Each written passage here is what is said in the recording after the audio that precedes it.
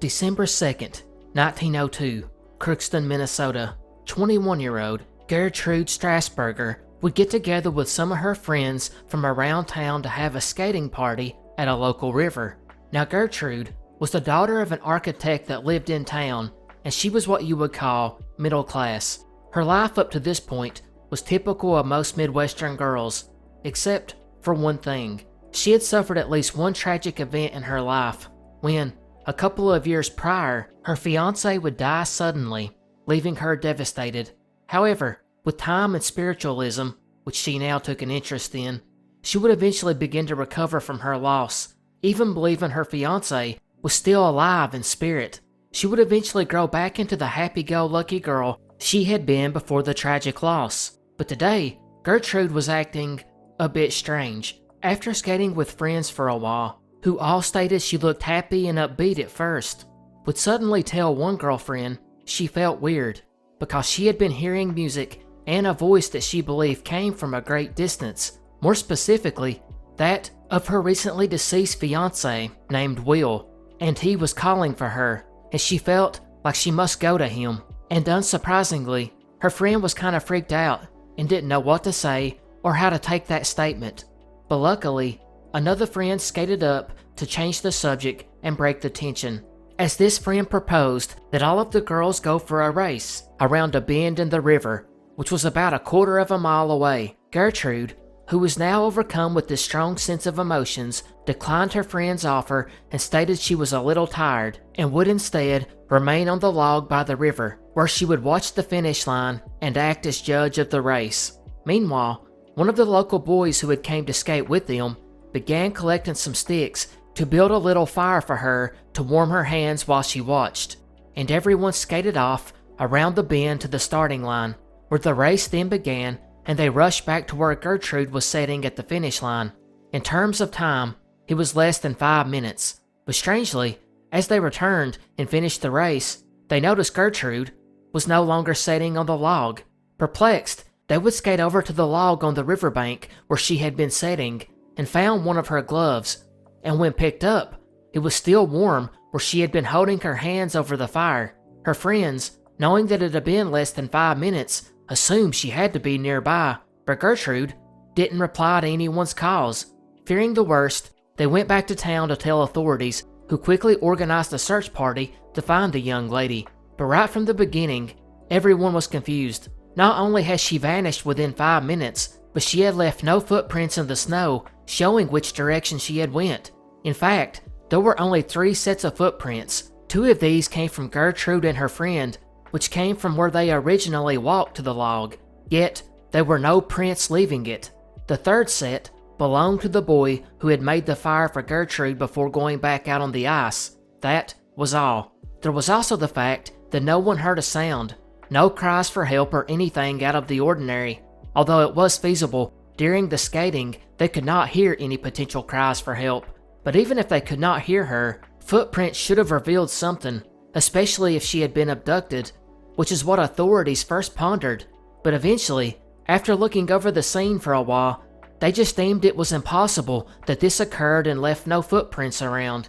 And using that logic, they also soon ruled out the possibility of Gertrude voluntarily leaving to elope. But that's when someone theorized, what if she jumped onto a slow-passing train that ran nearby the river? But that was quickly abandoned when the men employed for the train, who were familiar with the locals in town, stated they had not seen her. And there was also the obvious. Christmas was coming up, and Gertrude had a lot of plans with her family that she was excited about. But then, the scariest, maybe most obvious theory was looked at. Was it possible that Gertrude had attempted to get on the ice and fell through? Maybe she wanted a closer view of the finish line. Well, that's what detectives started to think. But they would soon skate up and down the river a good ways, and not one break in the ice was found, and that theory was quickly ruled out. They even searched a long ways up and down the banks of the river, and not only did they not find any holes in the ice, but there was no footsteps. It was unsettling. The search continued for a while, and there was never one clue pop up. The city council would eventually offer $250 for information about her disappearance. That is somewhere around the equivalent of $10,000 in today's money, which makes it all the more odd that not one person came forward. In the years that followed, there were sporadic sightings of Gertrude. In fact, it was reported she was found 400 miles away in Culbertson, Montana. However, there was no follow-up to this, and it was most likely false. 2 years later, in 1904, a train conductor in Milwaukee stated she was alive and living in Canada, but there was no tangible evidence of this, and when they did not hand the reward money over to him, he disappeared too, meaning he most likely tried to scheme them out of the reward money. A further 4 years later, a newspaper reported she was living in Spokane, Washington, where she worked in a factory that made women's hats. Of course, this was all unsubstantiated too. So what really happened to Gertrude? Well, of course, the paranormal take was that because of her dabbling in spiritualism, and because she had heard the voice of her deceased fiancé, it was thought that maybe his spirit came back and carried her off into another world. Of course, even by the standards of that time, that theory was laughed at. In fact, newspapers that covered the events later on would state that it was believed she had been abducted, which I'm going to guess they received that theory directly from law enforcement. And if that is true, then whoever did it was either exceptionally skilled or exceptionally lucky to have not left a set of footprints behind.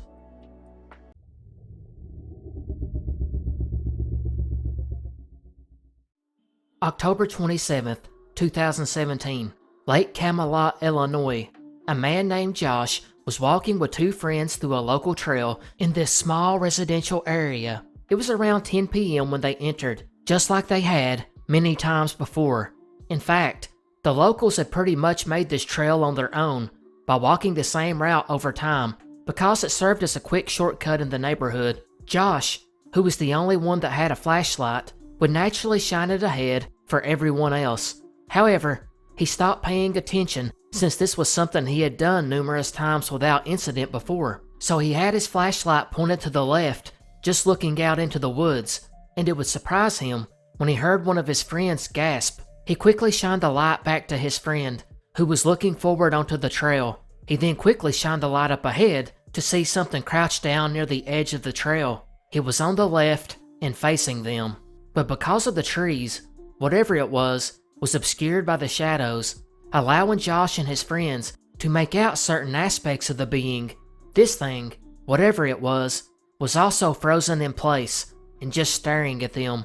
Josh and his friends, now overtaken by fear, also froze. After a few tense seconds, the friends broke for it and ran back out the trail via the way they had came in. After running about 20 feet outside the entrance, they all stopped and looked back, and luckily this thing had not followed them. But what exactly was this thing? Josh would later relay his story on Reddit, where a more complete report was then sent to the National Cryptid Society. According to him, the thing they seen was gray and small to medium-sized, around 4.5 foot tall, but they thought it might have been crouched down and could have been taller. The arms were a little muscular and defined, and looked like humans, even having a hand with 5 fingers. Although the legs were just the opposite. They were partially obscured by the shadow, but from what they could see, its legs looked like that of a frog's legs, while the head was kind of square-shaped, with one point on each side of the head, possibly ears. The eyes were fully black, but they did not see a mouth, although again, that might have been obscured by the shadows.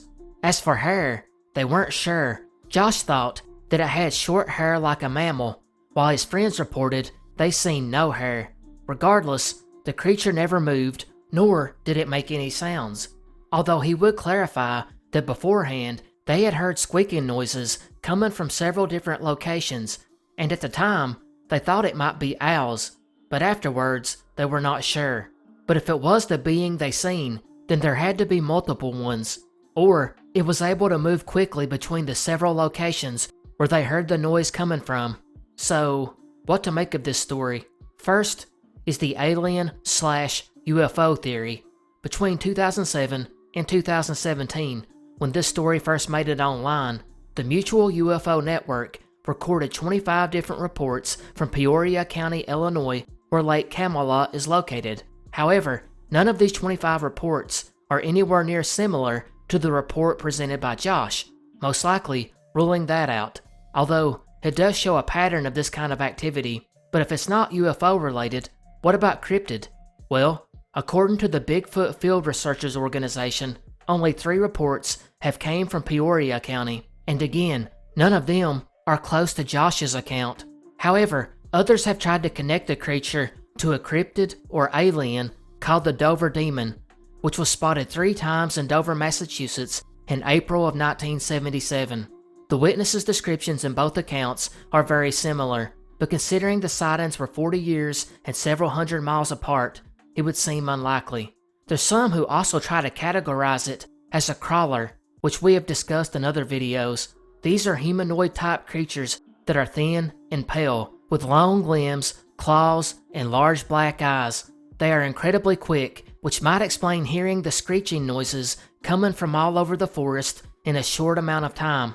In fact, this sighting by Josh would later become known as the Lake Camelot Pale Crawler. However, the most plausible theory, or at least one of the most likely, goes back to the date this occurred on, the 27th of October, 4 days before Halloween.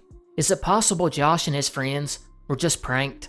In fact, it was Josh himself who said him and his friends walked that same forest trail often, so being this was a small community, it's just possible, or even likely, that other people knew they walked that trail, or that even multiple people walked that trail often, and it's possible someone had a really good Halloween costume and waited on the 3 to walk out to scare them. My only issue with this is, you would think whoever pulled off this legendary prank would eventually tell the boys about it later on.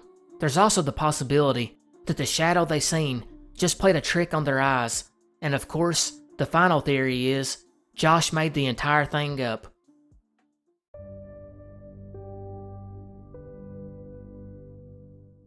January 4th, 1851.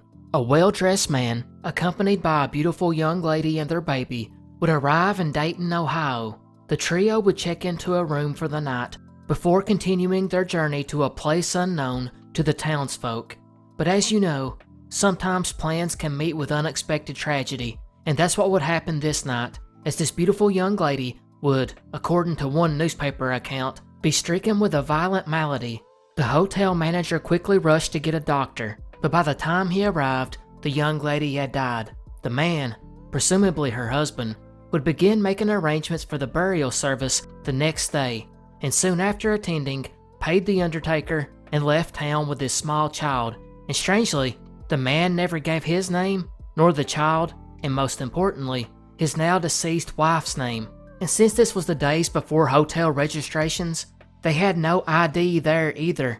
This would lead to our strange mystery, because whoever was in charge of chiseling the stone had no other choice but to inscribe "The Stranger died on January 4th, 1851, although, bizarrely it was also noted, she had aged 21 years.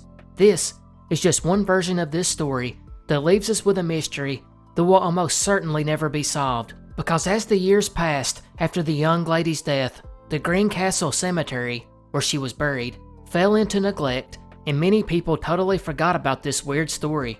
It would be another 60 years later in 1911 that the story became famous in the Dayton area again, as the papers began speculating about who was in the stranger's grave and what exactly had happened, because anyone who had lived at the time when the family arrived into town that day had either passed away themselves or could not remember what exactly happened to the stranger.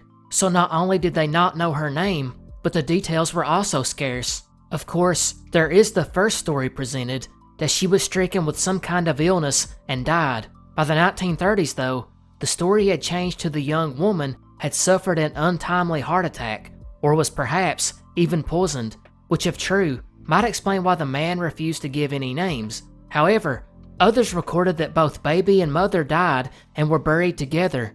Other sources claim that the mother died during childbirth, while some versions hint that a wealthy lover from New York who doubted the legitimacy of the child led to him killing her.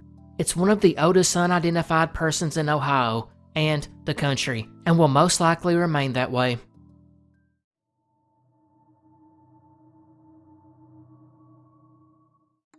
June 29th, 1985, Wichita, Kansas. 31-year-old Linda Casey, or known more by her middle name that she preferred to go by, Shawn, had just left her job around 3:45 p.m. and was on her way home, back to her apartment. She would walk in around 4 to answer the telephone and speak to her boyfriend, Randall Bobbitt.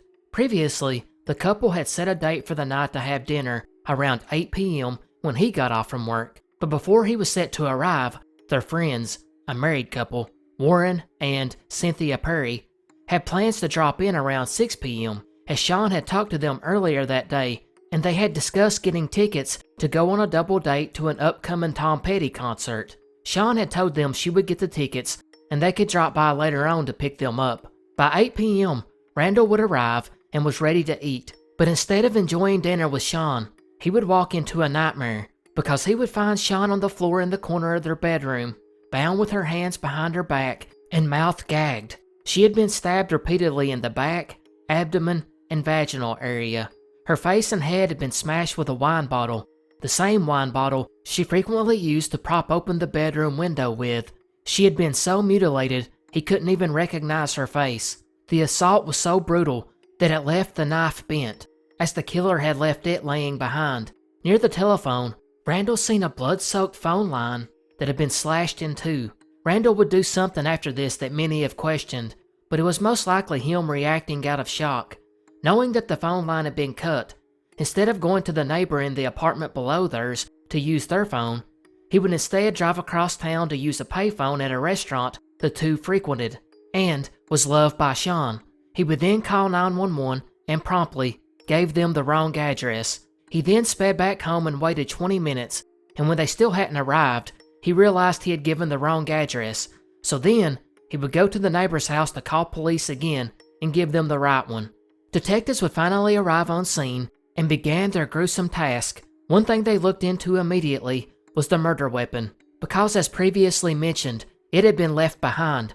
Detectives believed it was a butcher knife from Shawn's own kitchen set, but her loved ones disputed this, claiming she did not eat steak, nor had any of them ever seen her using a knife that big. Secondly, the detectives would state that whoever had done this had experience in butchery, although they never stated what led them to that belief. They also found no signs of forced entry, so they were unsure how he got in. But after they found out from Randall that she frequently left the window propped open with the wine bottle, it was thought that was most likely how he gained access. Finally, detectives made a bold claim. Whoever had done this also decided to stick around in the apartment for a while, which brings us to an obvious question. What about the Perrys, who had showed up at 6 p.m. to pick up the Tom Petty tickets? Well, Randall would obviously tell detectives about them, and police would track them down as they began making their timeline. But let's discuss that timeline before we get to the Perrys. As mentioned, she talked to Randall around 4 p.m. just before she began making dinner, and judging by the kitchen, she was interrupted doing that. However, sometime between 4 and 4:30, a couple of her girlfriends had told police they had called and both confirmed Shawn talked to them and everything was okay. So it was sometime between then and 5:30 that the attacks occurred. Investigators knew this from speaking to the neighbors below. Apparently, the bathroom sink in Shawn's apartment was not used by her or anyone familiar with her apartment because the drain pipe was missing and had not been replaced yet. So if anyone used it, water would leak into the floor and then down into the neighbor's apartment. Well, the killer, after assaulting and murdering Shawn, would use this same sink to clean the blood off himself, which then caused water to leak down to the neighbors.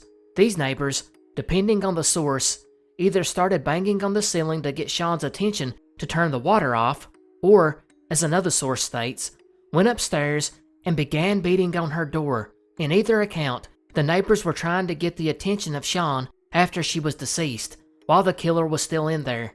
Regardless, it was odd how they couldn't hear a woman being murdered above them, yet noticed the water right away. 30 minutes after the neighbors tried to get a hold of Shawn, though, the Perrys would show up to pick up the Tom Petty tickets. When Shawn didn't answer the door, they would begin to knock on the bedroom window. They felt something was odd because the window had now been covered with something to block the view, and Shawn always left the curtains open so her plants received sunlight. They would call out to her and beat on the windows for about 10 minutes before giving up and going home. Investigators have stated there's a good possibility that the killer was still in the home at this point. Finally, after this, the killer went to Shawn's closet and stole a pair of Randall's jeans and left, no doubt putting them on and packing out whatever he had been wearing because of the blood. And that would be it. The case went cold pretty quickly. Investigators did believe it was either a stranger or someone that didn't know her well, because anyone who had visited her before knew not to use that bathroom sink. So detectives were confident in that assessment. As far as suspects go, if you are a follower of true crime even a little, you will know the name BTK, Dennis Rader, who killed at least 10 people and lived in Wichita at this time. Actually, just 2 months prior to Shawn's murder, a 53-year-old woman, Maureen Hedge, was killed by Rader, and she lived about 20 minutes away from Shawn. Even more frightening, Rader himself lived only 15 minutes from Shawn. And the similarities of the murders were also a red flag, as Rader was known to get into people's homes without actually breaking or forcing his way in. He also obviously liked to bind his victims and torture them, much like Shawn had been done. And then there was the fact he liked to stalk his victims, which played into the location of Shawn's home being so close, or the fact that Rader had worked as a butcher. Just like detectives said, the person responsible for this murder had experience in butchery. The similarity stood out so much that even right after the murder, people already began suggesting that Shawn was a victim of the BTK killer. But detectives dismissed this almost right away, and they never explained why. But the public did not believe them, and still continued to believe the BTK must be responsible. Even in books and many articles over the years detailing his reign of terror, Linda Shawn Casey was always listed as a suspected victim of BTK, in spite of the fact that police stated she wasn't one. And investigators must have knew something, because although DNA wasn't used in the 80s like it is now, there was some collected from the murder scene of Shawn, and although police have never stated they used it to rule out Dennis Rader, they have stated the DNA matches no one on record, thereby ruling him out. But it has opened up another theory that 2 serial killers were operating in and around the Wichita area at that time, and the other one did not have the constant need for attention like Rader, and because of that, he never played games with the police and was never apprehended. Of course, it could be someone that was known to Shawn and had stalked her for a while before attacking. One thing's for certain, the BTK killings sure took up a lot of media attention and resources of the police, which Shawn never received. In 2019, Wichita police confirmed that after 3 decades, they have no suspect or persons of interest in her case, making it one of the oldest cold cases in Kansas. However, with the DNA, one would have to think a break will eventually come.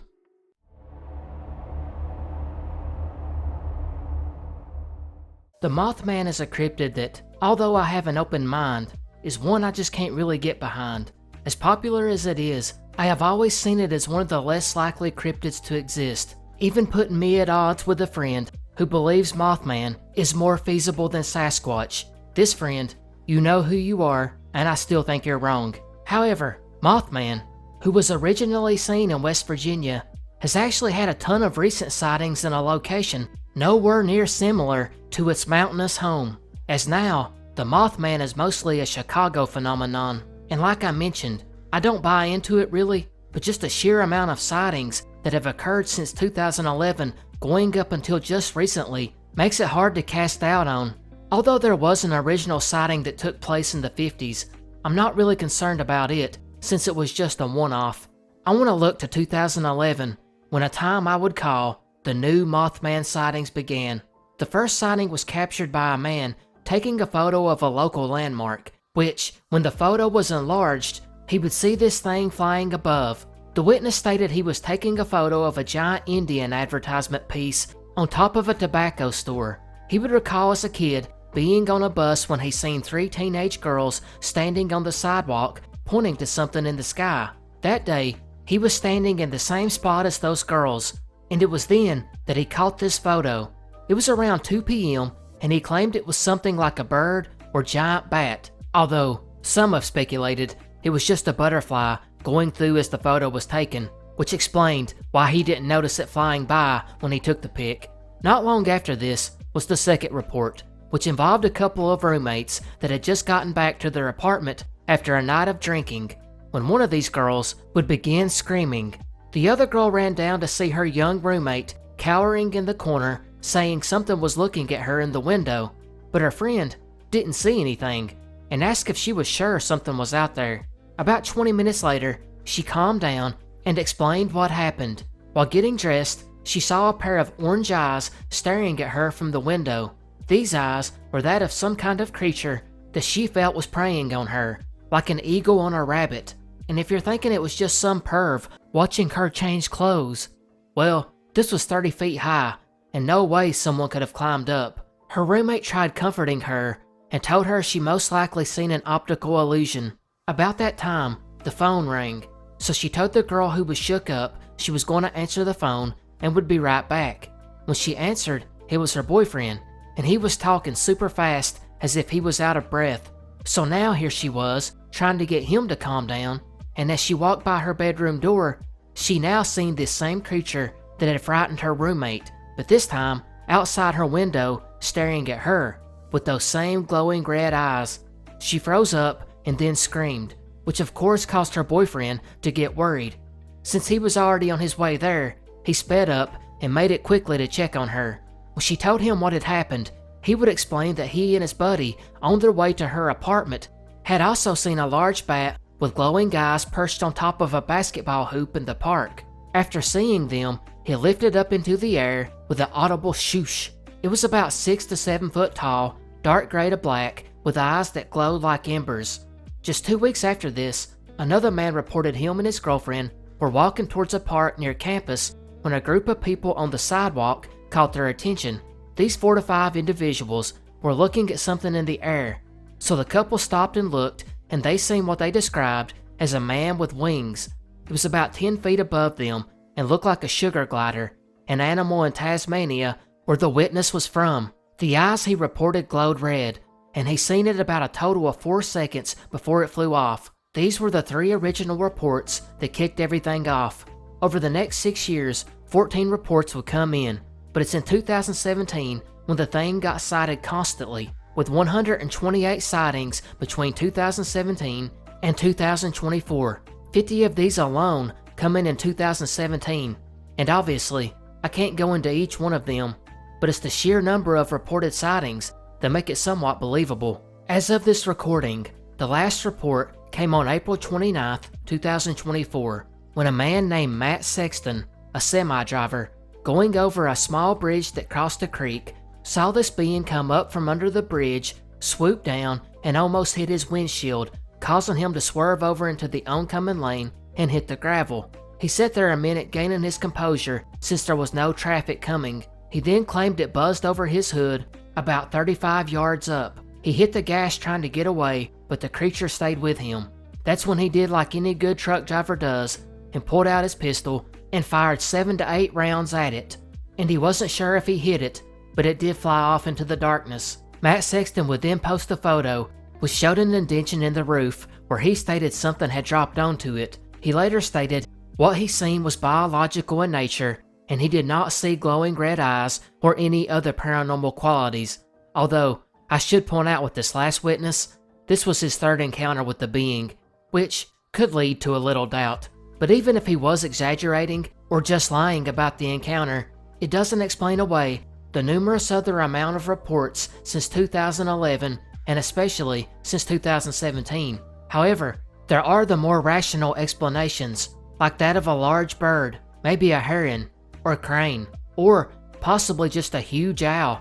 If you remember, we covered a cryptid called Big Hoot, which was really just an owl of an extraordinary size in West Virginia that many think is what people seen at the first Mothman sighting. Could that be the same situation here?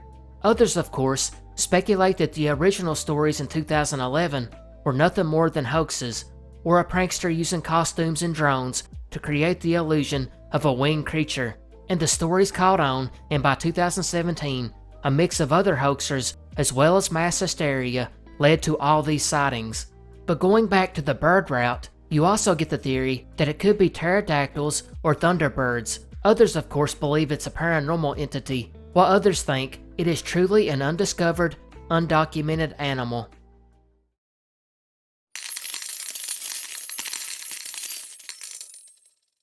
The mid-1870s, Deadwood, South Dakota. A man named John Hurley would walk into town seeking his fame and fortune during the peak of the Black Hills Gold Rush.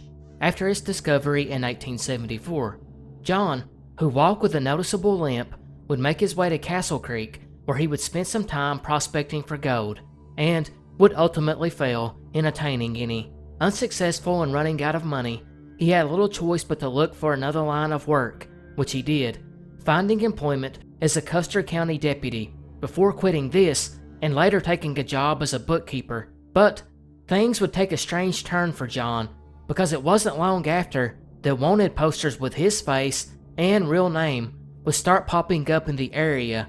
That's right, the name John Hurley was an alias, and Cornelius Donahue, or as people knew him in Texas, Lame Johnny, because of his bum leg, was actually a wanted horse thief that had fled Texas years ago.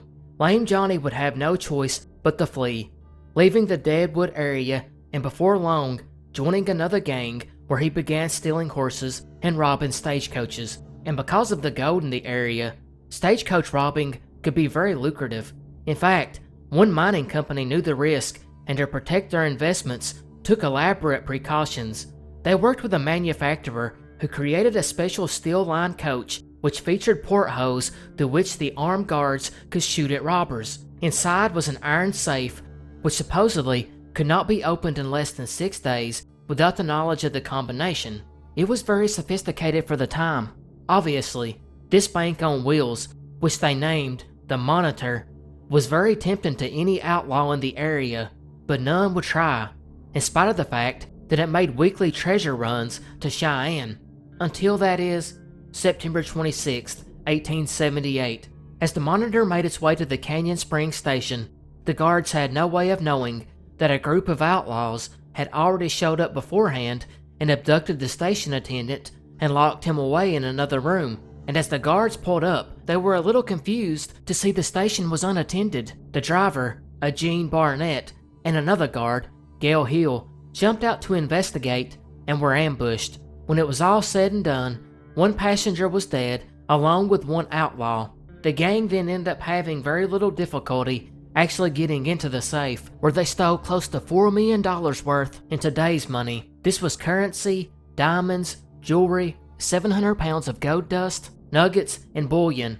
They would load this into another wagon and flee. Meanwhile, when the Monitor didn't arrive to its next stop, a relief group was sent out to investigate, and they came across one of the surviving guards who had borrowed a horse to ride out and notify everyone. The group then made their way back to the stagecoach, which was obviously empty by this point, but they did find the other guards and employees gagged and bound to trees. They also released the station attendant that had been locked away in another room. Before long, a large reward was placed on the men's heads, and within a month, 60% of the treasure had been recovered, although 2 huge gold bars were still missing. But what does this have to do with our man, Lame Johnny, and where is the mystery?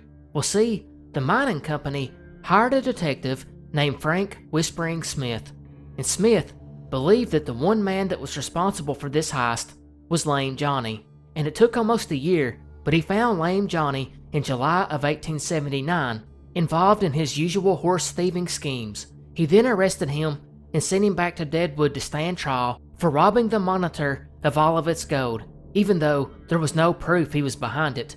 And they didn't take any chances either, handcuffing him and putting him in leg irons riveted to a metal plate that was attached to the bottom of the stagecoach. He was then placed under watch by 2 sharpshooters and Frank Smith as they made their long journey back to Deadwood. However, Johnny would never make it back. Neither did the stagecoach he was riding in.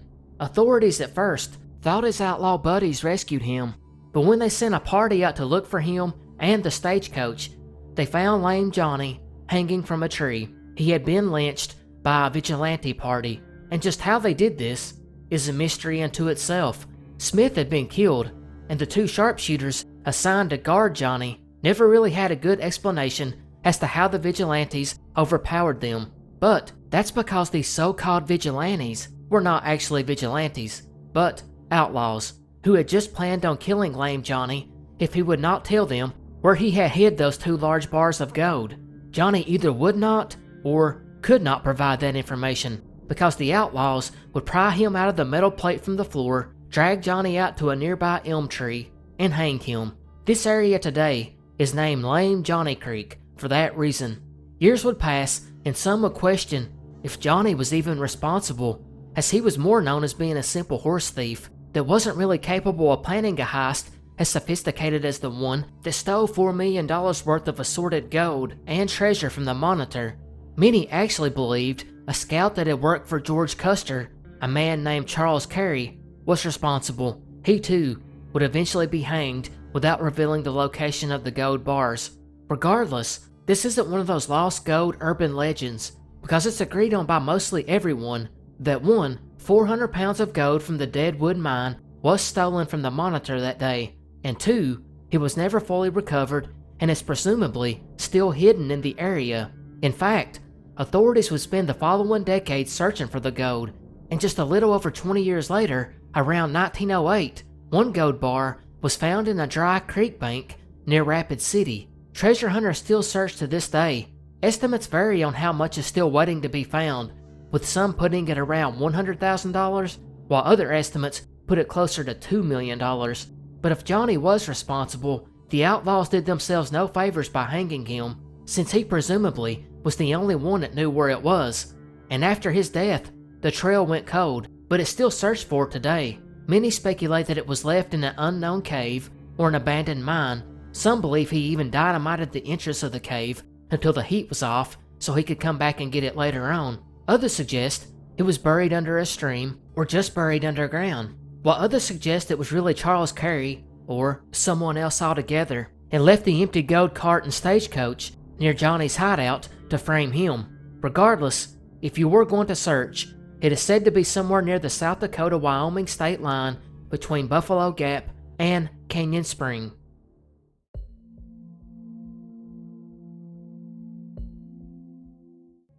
October 28th, 1966, Springfield, Ohio.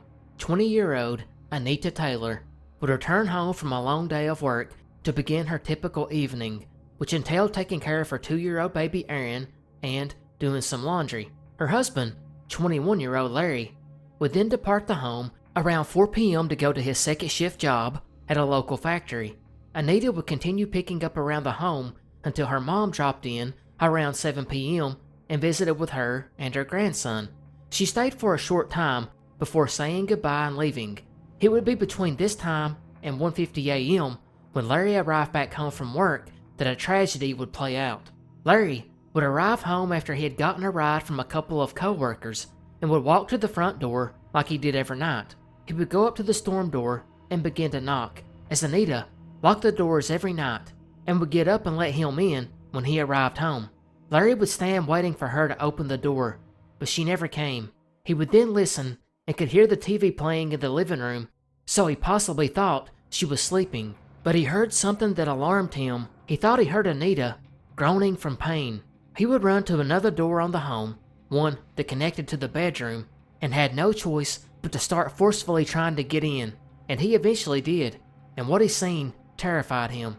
There lay Anita in a pool of blood on the bedroom floor. She had been badly beaten and was clinging to life. She had been stripped from the shoulders down, with her blouse and bra pulled up around her neck, and shorts and underwear laying next to her. She would try to say something to Larry, but the blood in her airway made it impossible for him to understand her. The shocked husband would sprint out the door and run down the street about a block and a half away to a little cafe where his co-workers that had dropped him off had stopped for a drink.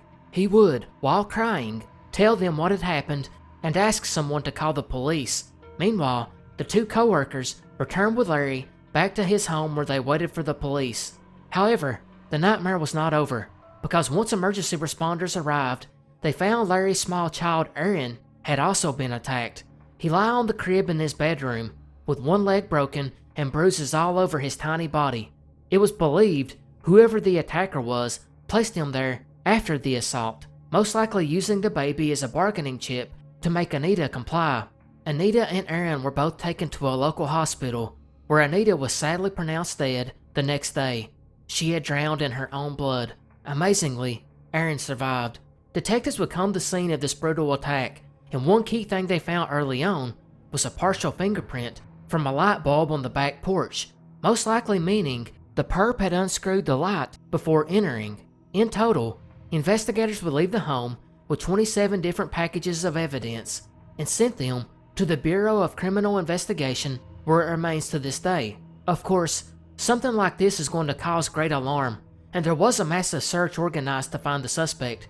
They really had no idea how much of a head start he had though, as there were no witnesses. They just knew it had to be after 7:30 when her mother left, and before 1:30ish when Larry was due to be home. They also suspected Anita had been killed by a glass pop bottle, as well as the suspect's fist and feet.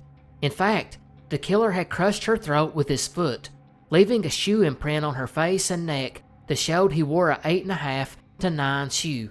Investigators would follow several leads and bring in many people for questioning, but it never went anywhere. They would actually rule out her husband Larry fairly quickly, although a cloud of suspicion remained over him for decades until DNA finally cleared him. Yet, the real killer was never found, which is a bit odd. Actually, this whole saga was odd for a couple of reasons. First was the big question.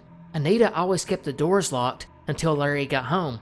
In fact, as detectives canvassed the neighborhood, they found a paperboy who told investigators just a week before, when he was talking to Anita one morning, he asked her why she always kept the doors locked, since that was seen as odd back then, and she told him she was worried about the strangulation murders in Cincinnati, some hour and a half away. It was big news at this time, and the Cincinnati Strangler was eventually apprehended that very year. But knowing that, and knowing that there was no forced entry, well, it appeared Anita had let the man in, which is why so much suspicion was held over Larry early on.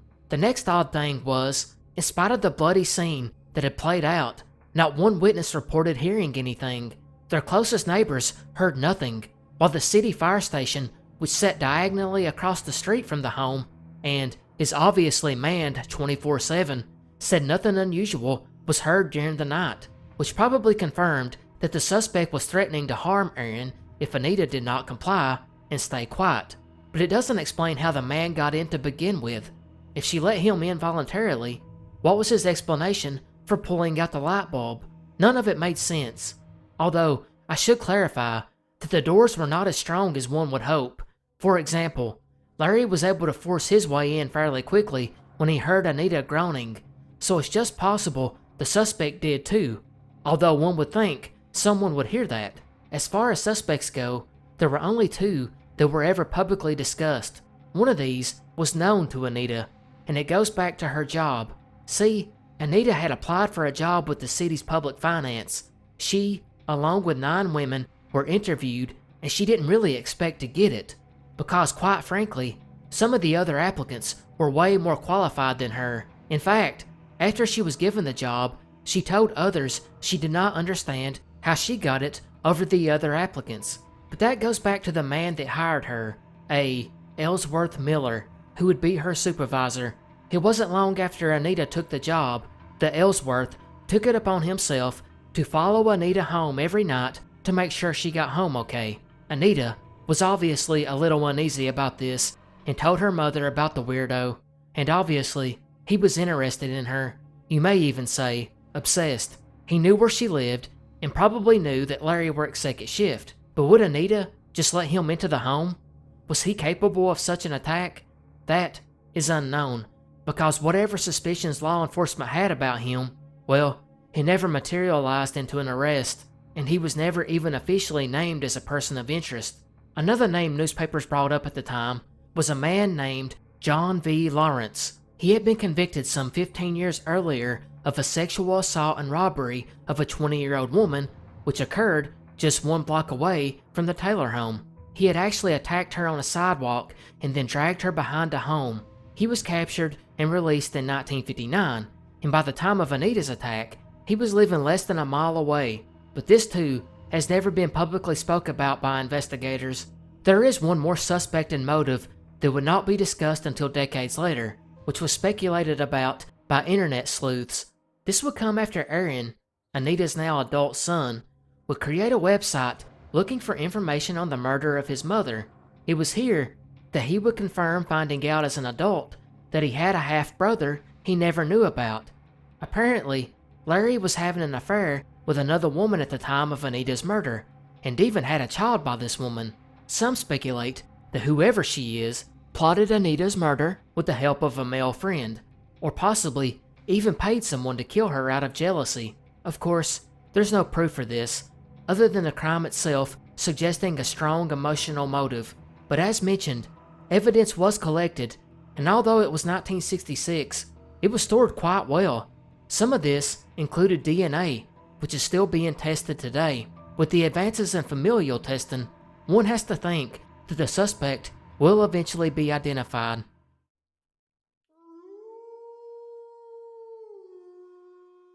March 21st, 1971. Two people known only as D.R. Clark and H.H. Christensen would play witness to something particularly bizarre as they drove past the small town of Canby, Minnesota. As the two were driving by a nearby creek, they would spot an odd-looking animal on the opposite side. This animal was so strange that the two decided to slow down and then pull over to the side of the road where they could get a better look. They would study the animal from afar, but from what they could see, it looked like a deformed deer.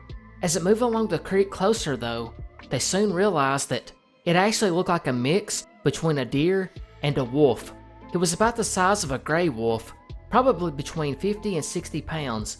It had extremely thin deer-like legs and large foot pads, but the body was like a wolf. The head was more deer-like and had small pointed ears sitting up on it. The fur was reddish-brown, while the tail was extremely bushy and black in color. It was described as being horse-like, almost too large for an animal's body. The two at this point were totally confused. Clark would get out of his car and walk down to the water's edge to get a better look, and this wolf-deer creature would turn around and stare at him. What Clark did next was a bit odd, and in his report, he never explained why he done it, but he would begin waving his arms about and screaming, hoping to provoke the animal into moving. But the animal just kept staring right into his eyes, probably wondering what this crazy person is doing. But now Clark, who must have got angered easily, would stomp back off to his vehicle and grab his gun. The account does not record what the other person, Christensen, was doing during all this, but Clark marched back down to the creek, weapon in hand. He would again yell at the wolf deer, and again, this cryptid did not budge. Clark then loaded his gun and fired off a shot at it, and missed. And this wolf deer must have had nerves of steel, because he just continued to stare, never once making a run for it. Clark fired off a few more shots, all seemingly missing. The wolf deer then walked a few feet away, laid down in the dirt, and continued to stare at Clark, who was now very upset. So upset that he stormed back to his car, threw his gun in, and got back in, and him and Christensen sped off down the road.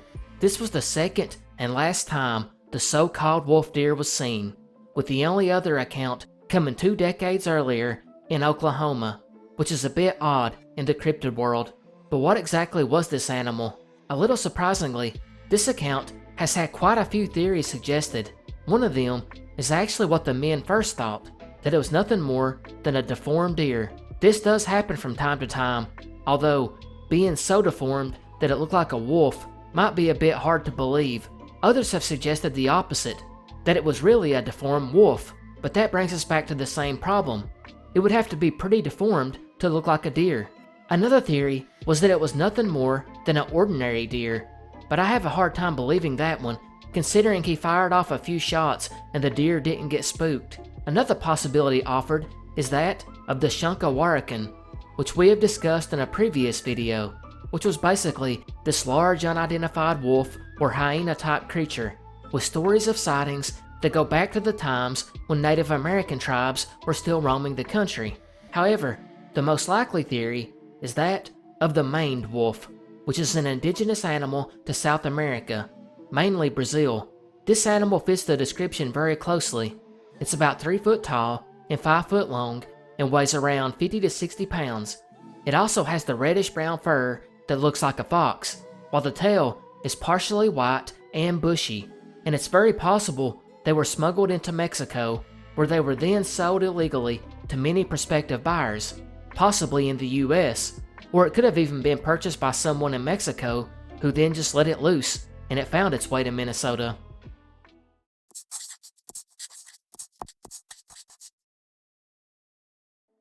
(1883), a farmhand in Illinois by the name of William Amison was doing one of the hardest things one can do, burying his spouse. He had married his wife Lulu some 3 years ago in 1880, and now he was burying her after a death that happened very suddenly. After the funeral, William must have wanted to get away from everything that reminded him of her, because he would decide to move to Concordia, Kansas and start over. And it's here in Kansas that our mystery begins, because it wasn't long after he arrived and settled into his new home that he received a strange letter in the mail. The envelope was postmarked from the town in Illinois where he had just moved from. Thinking that it was an old friend from the area, he would open it and see that it was signed by his recently deceased wife. Like any of us would be, William was stunned. He quickly read over the letter, and she remarked that she was very lonely, missing him greatly, and asked him to come back for her, telling him, "You thought I died, but I did not. I'm better than when you last seen me." William then thought about it and assumed it had to be a sick practical joke from one of his old acquaintances back in Illinois. Even so, whoever had planned it put in a lot of work, because the handwriting was spot on. He even dug out old letters from her and compared them, and it was a perfect fit. He would quickly forget this cruel practical joke until the next letter arrived, and then the next one, and several letters from his deceased wife would show up over the next few months. He was quite upset about the whole situation and would then forward some of the letters to his former mother-in-law and former father-in-law to see what they thought. They would compare the writing of the letters to some they had kept from their daughter from over the years, and they too agreed this was Lulu's handwriting. Yet, they had no idea how to explain it. Eventually, William decided the best course of action was to reply to one of these letters. But after sending his letter back to this mysterious writer, it would return as dead letter mail, citing it could not be delivered to the address. Now, after living in Kansas and dealing with this for 2 years, William decided to start over again, this time in Nebraska. And I'm not sure how much the letters played a role in him moving again, but I would guess it had to be somewhat. So I'm sure he was surprised that after he moved to Nebraska, he got another letter, this time postmarked from, you guessed it, Concordia, Kansas, where he had just left. In the letter, Lulu lamented the fact that William had moved before she made it to him. The letters did eventually take an interesting turn too, when William would receive a letter postmarked in Table Rock, Nebraska, where he had just moved from, which not only signified that she was following him, but she also stated the letter was urgent. It read that Lulu was sick, out of money, and asked William to come help her at a hotel she was staying at. William would, upon receiving this letter, immediately leave for Table Rock. He would make it to the hotel and go speak to the clerk, who confirmed a Lulu Amison had been staying there, and she arrived several days before William. He also confirmed she was sick when she showed up, and for that reason, she was confined to her room for the majority of the stay. After a week, she left and did not say where she was going. William asked to look at the registry, where he would see her signature, and it was the same handwriting as the one on the letters. Unfortunately, she did not leave a home address in the hotel's registry. William must have felt like he was losing his mind at this point. He would ask the clerk for a description of the woman, and the one the clerk gave was pretty close to how Lulu looked at the time he last seen her 3 years ago. Of course, there were slight differences from aging, but all in all, it sounded like her. William at this point had enough. He was determined to get to the bottom of this. He would make arrangements to go back to Illinois to have Lulu exhumed. For over 3 years, he had put up with this, and now he was about to get his answer. Could she still be alive? The men would pull the casket up and set it on the ground, and it was then opened, and Lulu's remains were still there, just how she had been when she was buried. So what gives? Who sent these letters? who was this other woman? Well, let's get the most obvious theory out of the way first, and that one has to do with where the story came from, an 1888 edition of the Chicago Tribune. And as we have documented here time and time again, the newspapers in those days not only engaged in yellow journalism, they straight up created fictionalized events to sell newspapers. So it's possible that's all this was. But let's say the account was real, then what happened? Well, it's worth noting that William was a man with a good reputation, and he wasn't prone to believing in the supernatural or things like that, and the whole saga was said to have caused him a lot of stress, so he can probably be ruled out as hoaxing the events.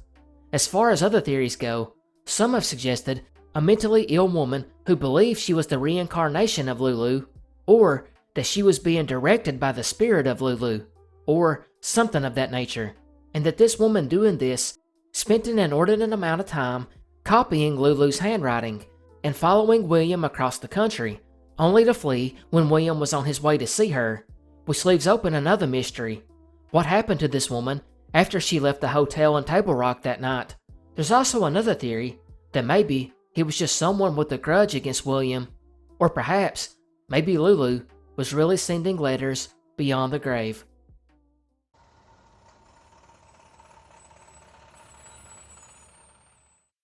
May 30th, 1958, 18-year-old Dennis Batterman of Moore, Oklahoma, would depart before midnight to make the small drive over to the Navy Air Training Center in Norman, Oklahoma, where he had just recently been stationed. The young man had gotten married 2 weeks ago to 19-year-old Carol Ann Holovic, and the two had just arrived to the area from Chicago where they were from. They had been staying at a local hotel for a couple of nights, but that evening, on May 31st, the plan was for Carol to take the short bus ride over to meet Dennis at the Naval Training Center, where the two would then spend the evening looking at apartments. So that afternoon, she would make her way to the local bus stop, where she would arrive around 3:35 p.m. The ride was fairly short and should have taken anywhere from 15 to 30 minutes. But just like how a lot of these mysteries start, Carol would never arrive to meet Dennis, which was certainly odd considering it was such a short ride, and the two were both new to the area and didn't know anyone there. The records aren't very clear after this, but I'm going to assume Dennis was the one that ended up reporting that Carol had vanished. Regardless, it was reported, and investigators reacted pretty quickly, trying to run down leads, and it didn't take them very long to find some. Actually, multiple people would report to have seen Carol that afternoon. They remembered because she stood out. She was dressed up nicely, holding a little white purse, standing on the sidewalk about 15 feet from the bus stop patiently waiting. That was the one fact that everyone agreed on. But as you know, with multiple witnesses come multiple variations on the accounts. Detectives would first talk to the employees at the motel, who said they seen Carol talking to someone in a car, and then they heard the car's tires peeling out moments later, although they would clarify they never actually seen her get into the car, so they couldn't say if the two events were related. Another witness came forward and told investigators that it was a Chrysler station wagon that had been seen near the hotel that was involved with her disappearance. Detectives did their due diligence, cross-checking that model with every owner in the state, yet they can find no one driving a Chrysler station wagon in the area that day and time that Carol disappeared. But it's the tip that came in next that would set the future of the investigation, and that to this day, cold case detectives still feel was the best tip. A man came forward and told law enforcement that a man wearing a large straw cowboy hat pulled up in a 1953 gray Ford truck near the curb where Carol was standing. That witness stated the man opened the passenger door of the truck, and Carol would then stand near it and talk to him. The man was about 6 foot tall, slender build, and around 40 years old. It was then that this witness would get distracted and stop paying attention to the two. But a moment later, he would turn back to look, and the man, truck, and woman, presumably Carol, were all gone. And again, to clarify here, he would also tell detectives he never actually seen her get in this truck, and no one is for sure that it was even Carol, but police think it was her, and that she did, or she was forced against her will, to get in, which doesn't seem likely at a busy intersection with multiple witnesses standing around. A couple of weeks later, after no signs of Carol popped up, media began to speculate about Dennis. Although police were able to quickly rule him out since he did have an alibi at the naval base, journalists would ask him about rumors that Carol had a potential love interest back home in Illinois. Of course, he refuted all of this and stated they had a strong relationship. And for what it's worth, the night before Carol vanished, she had sent a letter back home to her parents which talked about how happy she was with Dennis. But journalists would dig a little bit deeper and found that Carol actually had been in a long-time relationship with a high school sweetheart named Joseph Poe, and him and Carol had actually been engaged to be married, and for reasons unknown, it fell through. She then had a quick courtship with Dennis, got married, and moved to Oklahoma. So you could see why the media was abuzz about this. Not to mention, Joseph Poe had also joined the Navy and was stationed in the Mediterranean about a week and a half after Carol vanished. Could she have changed her mind about the marriage to Dennis and left to start a life with Joseph in Europe? The media sure felt so. However, detectives weren't so sure, and still believed she was abducted. That was only made worse when 6 months later, a manager at a resort at Reynolds Lake, about 35 minutes away, would tell detectives that a woman matching Carol's description was spotted in a white station wagon with 2 men, and she tried to get out, only for one of the men to pull her back in. This happened about a week after she vanished. Several days later, the same 2 men came back and asked the resort manager for shovels to dig worms because they planned on going fishing, although they had no fishing gear. Of course, the strange part here was, why did this resort manager wait 3 months to report this? Regardless, it led to a massive search at Reynolds Lake and the resort, where nothing was found. That would be the last substantial lead before the case went cold.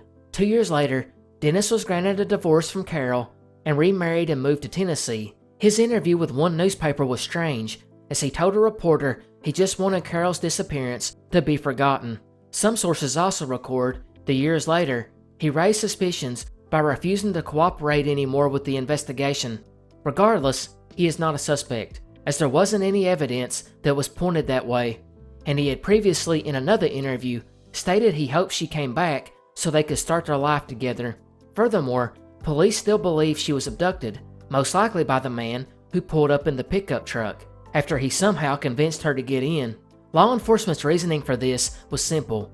Carol left behind her luggage, clothing, makeup, and cash in the motel room, something they believed she would have taken if she was going to start over. Others think she ran off with her ex Joseph or another man. In fact, some think this is why Dennis was so quick to let her go and move on, until the media he just wanted her forgotten, because he knew she ran off with another man. Of course, if she got into the truck with the man at the bus stop, he was said to look like he was in his 40s, meaning he couldn't have been her ex-boyfriend from high school. Nearly 7 decades later, and no one knows what happened to Carol. January 28th, 1975, Uhrichsville, Ohio.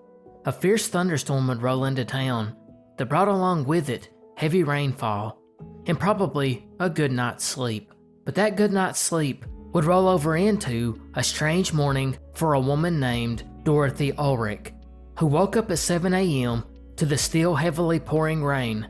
She would begin rolling out of bed and looked over at the clock and immediately thought something was odd, because her husband, 62-year-old Charles Ulrich, usually woke Dorothy up every morning at 6:55 a.m. so they could have coffee together and watch a 5-minute religious program on TV, as Charles was a very religious man and an elder at the local Moravian church where he taught Sunday school. But Dorothy shrugged it off and got up to go have coffee with Charles when she noticed the second odd thing. Laying across the bed was Charles's pajamas, which looked like they had been just tossed there. This was peculiar to Dorothy, since Charles had for years gotten out of bed, changed out of his pajamas, and folded them neatly and put them away. Still not thinking anything really crazy, she decided to go see where he was, since he was acting a bit out of character. But when she got to the living room, she not only did not see Charles, but the front door was slightly ajar. She wondered if he had left, but soon spotted his keys and wallet laying inside the home. So she soon walked over to the garage to look and see if he was still in there, and he was not. But the car was still there. So now, after checking every room in the home, she had no idea where he could have went, especially in this crazy rain. So she began calling the surrounding neighbors, thinking maybe he had walked over there for some reason. But nope, none of them had seen him. She then made a walk around the area herself, looking around the home and around the neighborhood. And again, nothing. It was like Charles had gotten up and quickly walked out of the house and vanished. Now this went from bizarre to frightening, and Dorothy called the police, who showed up and did a preliminary search themselves, again, finding nothing. Even when more volunteer search parties showed up and searched over the next few days, nothing was found. They began to suspect that Charles, for some reason known only to himself, left and went to the nearby river, which ran parallel to the street that the Ulrichs lived on. And he got to this river and then somehow fell or slipped into the rising waters caused by the rain. But the river would be dragged, and they found nothing. Search and rescue were confident he had not drowned in that river.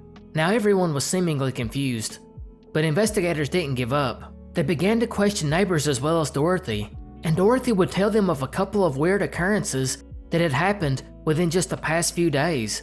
First, 2 nights before Charles got up and walked out of the home, Dorothy awoke to what she thought was the front door closing about 2 a.m. So she woke Charles up, and he grabbed his shotgun and went to confront the would-be burglar. But when he got there was nothing. No one was in the home, the door was not ajar, and there was no sign that anyone had been in. They didn't know if Dorothy had just misheard a different noise, thinking it was the door, or maybe she had dreamed she heard it. Or maybe she did hear something, and that something is related to Charles's disappearance. But that wasn't all. That evening, a phone call would come in and Charles answered it. And after the conversation, he hung up and told his wife, if this was a year later, I would retire. Now Charles was a small claims examiner at the Ohio Bureau of Employment Services, but Dorothy never asked who it was that called, or what the call was about. So like so much other strangeness with this case, no one's for sure if it's related or just completely random. But investigators did find out that Charles had an increased workload for that year, nearly tripled the amount of cases he had been working. But when they spoke to people at the office, they all told investigators that Charles had not been stressed nor acting any different. With this information, police began interviewing neighbors, and a couple of good tips came in. On the morning that Charles had vanished, one neighbor did see car lights in the Ulrich driveway at around 6:30 a.m., while another witness told police that on the same morning, an unidentified man was standing along Route 36, as if he was waiting on someone. And Route 36 was the highway which connected to the road that the Ulrichs lived on, and was very close. But again, is any of this connected? Detectives weren't sure. They stated that although they could not rule out foul play, they had a different idea. One that just made this whole strange affair even more bizarre. See, they found out that 5 years before this, Charles was injured in a fall. In fact, he ended up severing some nerves leading to his brain. And police spoke to a doctor, I assume Charles's doctor, who told them that people with injuries similar to Charles can suffer hysterical amnesia due to thunderstorms, which is what it had been doing all night. So basically, the thunder messed with his brain in a way that he had no idea who he was or where he was and just walked out. Where he ended up is another mystery. Of course, Charles's family didn't go for this, and not all of the investigators were convinced either. They began to look closer at his job because they knew that dealing with denied claimants was part of his task, and that led to a lot of irritated people calling him up. Would one of these be mad enough to hunt Charles down? And if so, how in the world would they do it in 1975 when it was much more difficult, and clients were just talking to him on the phone from all over the state? Well, investigators realized that too, and after they looked into it, they found no one that upset that could have targeted him. But that leads us to another theory. What if Charles heard another unusual noise, maybe the door opening, and he went to check it out? Cause don't forget, just 2 nights prior, Dorothy thought she heard a prowler. The problem with this is, if you thought you had a burglar in your home, would you stop to take your pajamas off? I mean, that could explain why he just threw them on the bed instead of putting them away, but I would think most people would grab the gun and go see who was moving around and worry about the pajamas later. The only way that theory makes sense is if he had heard the prowler as he was getting undressed, which would explain everything, other than why he didn't wake Dorothy up. Most people would notify their spouse, just in case, but he didn't. And this ignores the overarching fact that Charles had no known enemies, and to top it off, there was no signs of a struggle inside or outside the home. Finally, I hesitate to put this last part on here because I cannot verify it, as I could only find comments alluding to a video where Dave Pilatus covered it, which I would think was a little bit out of his wheelhouse since Charles did not vanish in the forest. Anyways, Dave stated that on that morning of his disappearance, screams were reported to have been coming from a nearby rock quarry, and when police went to check it out, they found no evidence of anyone having been there. The second thing Dave relayed was weeks after Charles vanished, Dorothy adopted a German Shepherd for protection, but one day she came home and found the dog dead from a broken neck, and beside him lay an electrical cord. Now, of course, if either of those two things really happened, then it changes the mystery and theories altogether, but I cannot find that anywhere, although Dave would certainly have better connections than me. October 11th, 1962, Mason City, Iowa. A woman named Judy Siskow was laying in bed asleep around 3:30 a.m. when she was suddenly awoke to the scent of smoke. Alarmed, she sat up and looked around, and then walked around the home for a safety check to make sure nothing was on fire, and found nothing. Assuming that it may have been something in the distance, she lay back down and went to sleep. But she would be awoken again just 40 minutes later at 4:10 a.m., and this time smelled the smoke even stronger, and got up to go look outside, and that's when she spotted a white two-door car ablaze in the driveway. And this wasn't just any car. This was Judy's 22-year-old roommate, Lucille DeVries. Panicked, Judy ran to call the fire department, only to find out 2 other neighbors had already called in. Unfortunately for Judy and Lucille, firefighters were too late, because by the time they got there, they discovered her body. It had actually been burned so bad that it was difficult to identify. It was an intense inferno. It had shattered the car windows, and the car roof was sagging in. The dashboard had melted as well, and the entire back seat, other than where Lucille had laid, had been completely burned down to the springs. It was so bad that the flames got high enough to blacken the edge of the house roof. But it got worse once an autopsy was completed, because the medical examiner found some smoke inhalation, but not enough carbon monoxide to have killed her. Instead, she burned to death. It was a tragic situation, and one I imagine was rough on the town. But how could this have happened? Was this a horrible accident or something else? Well, to get to that answer, we have to go back over Lucille's day, much like the investigators did. That early morning, on the 10th, she had went into her daytime job as a secretary for an insurance company, where she left at 5 p.m., only to head to her second job, where she was a part-time waitress at a ballroom from 6 p.m. until 1:30 a.m., meaning she worked a lot of hours. When the ballroom closed, she left and stopped at a local diner that was still open and ate, and left about 2:45 a.m., and drove back to the apartment she shared with her roommate and friend she had known since high school, Judy. It's here she pulled up and parked in the driveway next to the house. What happened after this point is mainly left to conjecture, but we do have at least one key witness. Sometime between when she pulled up and a little after 4 a.m. when the fire was raging on, an early morning jogger had ran by Lucille's car, and he had good luck for one reason. He ran by and seen the driver's door slightly open, and the car's dome light was on, but he did not see anyone in the vehicle or around it. That stuck out to him because it was very early in the morning hours, and most mysteriously, he did not see any flames whatsoever. 2 other witnesses would also be found and talk to investigators, and their information wasn't as crucial and somewhat confusing, as they had both seen the car, but somewhat curiously, they both reported the vehicle sitting in different spots of the driveway, and this was practically it. And since an autopsy didn't reveal any violent assault or anything like that, investigators didn't have much to go on. But the medical examiner had an idea, although, admittedly, it was a little far-fetched. He believed that Lucille, after working her combined total of 17 hours over 2 shifts, she was just exhausted.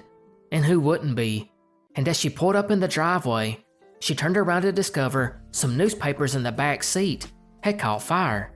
And when she got in the back seat to put them out, being so fatigued from 2 jobs, she was just easily overcome by smoke and heat and passed out trying to extinguish the flames. Of course, this doesn't explain in any way how the paper had caught fire to begin with, and you could probably imagine that this being in an era where some things were deemed too shameful to speak of, like women and alcohol abuse, or drugs, or something of that nature, you might possibly think that maybe this was just all swept under the rug and authorities really knew what happened. But nope, investigators actually looked into that, because Lucille had been charged with DUI just the previous year after hitting another vehicle, leaving both Lucille and Judy in the hospital. However, during the autopsy, the medical examiner found that Lucille was not drunk, and another theory was ruled out.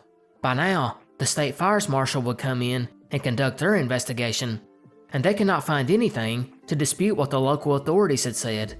They believed something like a cigarette or something else lit a newspaper on fire, and somehow or another, Lucille accidentally died trying to put it out. It was very crazy, and almost seemed unbelievable, and within a couple of days, Lucille was buried. But the town didn't move on. They demanded answers, like what happened between 2:45 a.m. when she left the restaurant and 4:15 a.m. when the first calls to the fire department were put in. What happened to her that left her incapacitated and she burned to death? How did this guy running by not see the car on fire, but seen the door open and the dome light on? And most importantly, what caused the fire to turn into this huge inferno on a night when it was calm with hardly any wind?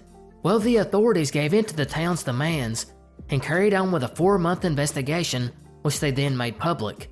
After bringing in many local investigators, plus the Iowa Bureau of Criminal Investigation, they would spend 1,500 man-hours doing 16-hour workdays, with the Mason City Fire Department conducting close to 250 hours on their own.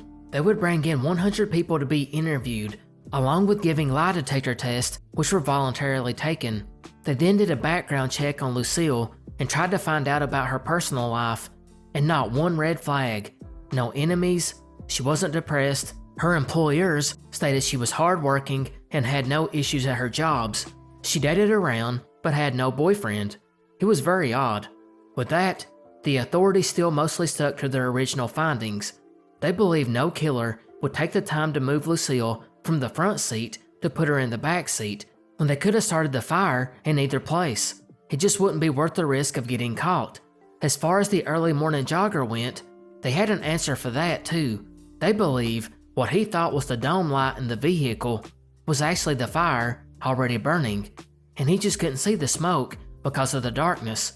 Although, I do wonder how he didn't smell it. They also had an answer for one of the other questions plaguing the investigation since the beginning.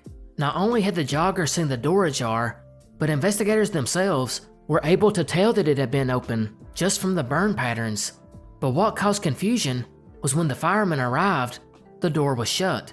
Their answer to this question that was on everyone's mind was a draft was created by the fire and the heat had weakened the door spring, which caused the door to shut. That left one remaining question for investigators. What caused the fire to start? And why did it accelerate so quickly? The witnesses who had seen the car, the 2 that had placed the vehicle in 2 different locations in the driveway, they recalled seeing the vehicle not on fire between 3:40 and 3:50 a.m., a full 20 to 30 minutes before the fire department was called. But if we go just back a few minutes before that, to 3:30, that's when Judy first had woke up and smelled smoke. So how did it burn so quickly? Arson investigators didn't know. They stated based on their experience, this had never happened before. They even tried to recreate the accident, and they could never get it to burn like the one that took Lucille's life. And they eventually concluded that the fire burned too fast for, quote, normal circumstances. But what did this mean? No one knew. They were able to rule out the engine and fuel, as well as gasoline or any other petroleum-based products that could have been used as an accelerant, because none was found. They did believe Lucille's clothing, or even the car seat, could have possibly had chemicals that caused the fire to spread quickly, but tests could not find any if that was the case. Likewise, after questioning multiple people that knew Lucille, they could not find one person that had the motive to kill her, nor could they find anyone who had been in the area around her at the time of her death, other than the jogger who ran by after it started. However, they did end up stating they could not rule out foul play completely. They concluded Lucille would have had to have been disabled so she could not escape the fire, yet at the same time, she would have had to have been disabled without killing or injuring her, because they couldn't find any evidence of a concussion, skull fracture, choking, broken bones, or being smothered long enough for a lung collapse. But they did concede that it was possible that one of these injuries may have been hidden by the burning. The final conclusion was that if someone was involved, they had extremely good luck, or planned it extremely well. That's pretty much it. To this day, no one is for sure, although it's still classified as an accidental fire made by a cigarette, and I cannot find if Lucille even smoked. It's also possible she was tired and fell asleep in the back seat with a cigarette lit, although again, that just doesn't seem feasible. But I want to hear what you think. This one is very strange, and maybe one of you all will have a better theory. April 25th, 1973, Enfield, Illinois. A man named Henry McDaniel would begin to hear a scratching sound at the front door of his home around 10 p.m. Of course, this would draw the curiosity from anyone, and maybe a little anxiety.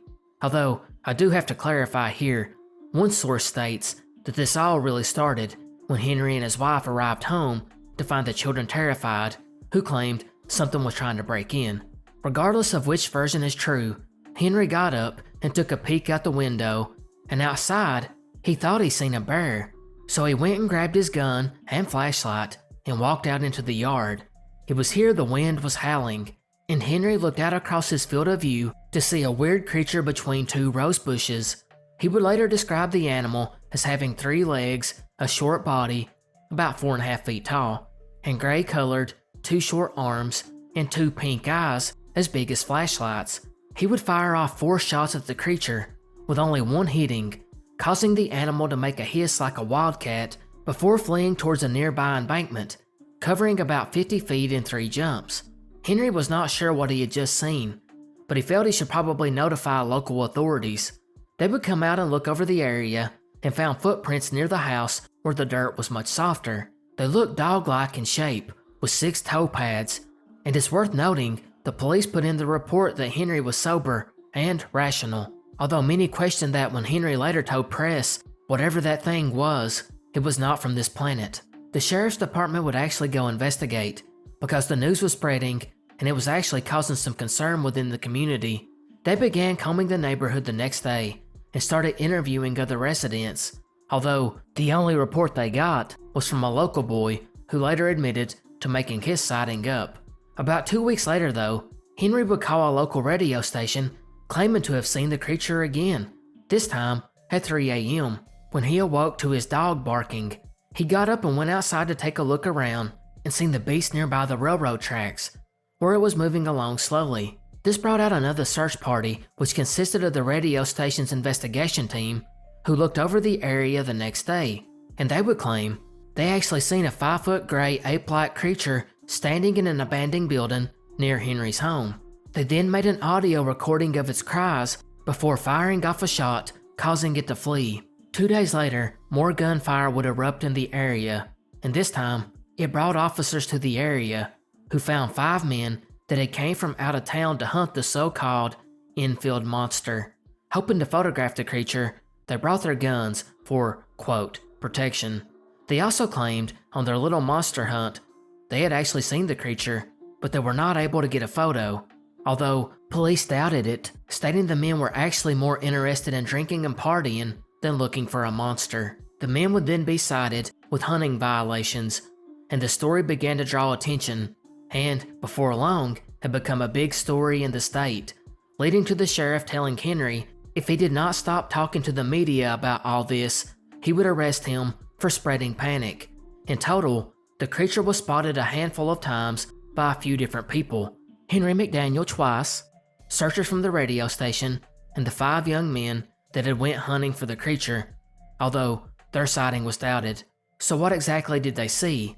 Theories over this are divided, but the earliest one was that Henry really just seen a kangaroo that someone from the wider area had tried to keep as a pet before it escaped or was abandoned by the owner.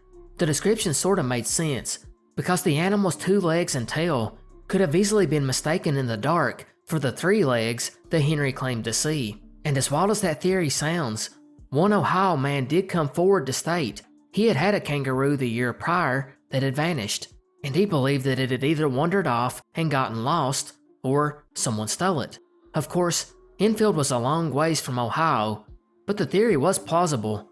But Henry dismissed this, because according to him, while he was in the military, he was actually stationed in Australia for a while, and he had actually had a pet kangaroo, and he knew what he had seen that night was not one, specifically pointing out the narrow faces and tracks which left claw marks did not match the cryptid. Along those same lines, another theory was proposed, that it was actually a wild ape running around, as there had been many sightings of one in the Mississippi River area the past 2 decades prior to this incident, with the stories always being that one had escaped from a circus and now roamed the countryside. However, it would be 5 years later when we would get the most likely theory, when the University of Western Illinois would do a case study on the events. They believed Henry, as well as the radio news station team, had actually seen something, but instead of seeing this Enfield monster, they most likely seen a large dog, deer, or perhaps a bear like Henry first thought it was. They even suggested that if it wasn't the case, then it wasn't out of the realm of possibility that someone was keeping an exotic animal, like a kangaroo or an ape, which had gotten away. But to them, the most likely scenario was that Henry was just shooting at shadows.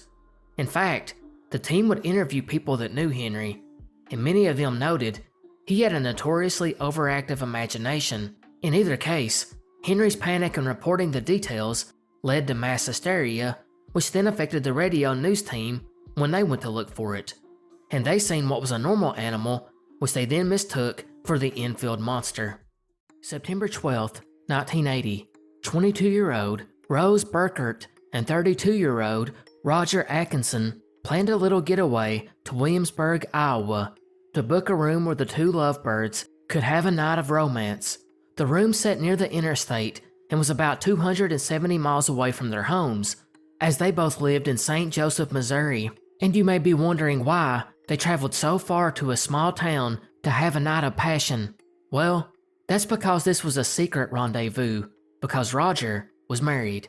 But the 2 would pull up around 7:40 p.m. just in the nick of time, and there was only one room left, because apparently a mortician's conference was taking place in the area, which had caused all the rooms to be booked up except for one. So after the wait, the 2 would get their key and make their way to their room, which by the way, was only accessible from inside the building. The next morning, the housekeeper began making her rounds when she came to their room. She could see by the do not disturb sign that they had still not checked out, even though it was past checkout time. So she assumed they slept in, and knocked on the door once, then twice, and then several times. So she tried to open the door, only to find it locked, and she went back to the manager's office to get the key, probably thinking the couple had just left the room without officially checking out.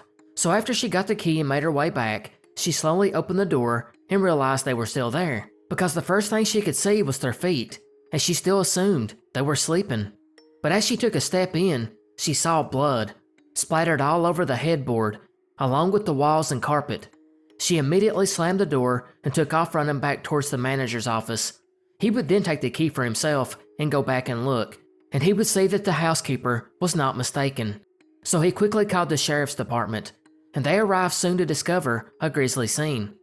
Both Rose and Roger were laying face down on the bed, and the backs of their skulls were slashed and caved in by repeated blows, coming from an axe or a hatchet.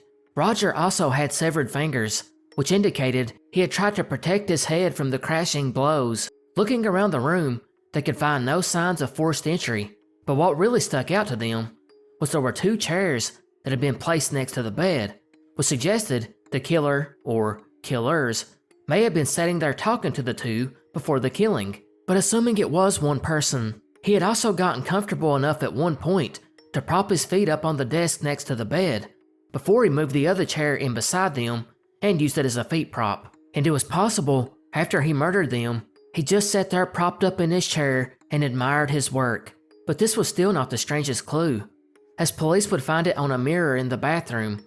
Apparently this person had went and grabbed some soap and began whittling it down while sitting in the chair next to the bed, letting the flakes fall to the floor. He then took those flakes and wrote out a message on the mirror, and then smeared the message to where it was unreadable except for one word, which clearly spelled this. He then used the sink to wash up because blood was still found there, and strangely enough, he left toothpaste splattered all around the bathtub. The only other thing of note the sheriff's department found odd was the TV was still on, and Rose's clothes had not been removed, although Roger was only wearing his shorts. They also knew that 3 phone calls came in that night, 2 from Rose's babysitter, and 1 from someone that has never been identified, who also asked to speak to Rose. The only other odd nugget was the hotel staff did ask them to move parking spots, as they had parked in a handicapped one. These were not huge clues, but were a little odd. Also was the fact that they were soon able to rule out drugs or guns being involved. They would also interview up to 400 people. Many of these were the ones staying at the hotel for the convention, and it seems like it did not help very much either, as no one had heard or seen anything. After looking over the scene, the sheriff's department would tell the press that the murder was overkill and pretty gruesome.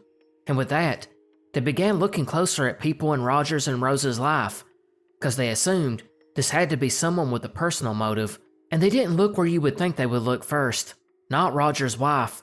Instead, they looked at Rose's ex-boyfriend, a man named Danny Burton, and there was good reason for that, because she had in the recent past kicked him out of her home because he was using drugs. He didn't take this easily and began stalking her, and Rose actually went to the police to file a complaint against him and told them if she ended up being killed, it was because of him. She had even bought a dog for protection, which she later found hanging and butchered in front of her home. But when police went to ask her ex, he had an alibi. And not only that, he passed a polygraph, and investigators moved on. They next turned to people that knew Roger, and one of these stuck out, not his wife. Instead, he was a man named Charles Ray Hatcher, who you may have heard of before because he was a notorious serial killer who was responsible for at least 5 deaths, but maybe up to 16. And how did Roger know him? Well, turns out, he was actually his uncle, and he had just escaped a mental health facility, but they ultimately could not tie it to him either. Law enforcement now turned to other states, wondering if they had any similar crimes which might indicate a MO and a serial killer. And a couple weeks later, they got a hit, when investigators would be notified of a murder that had taken place at a hotel in Galesburg, Illinois, about an hour-and-a-half drive away, which had happened 3 months earlier.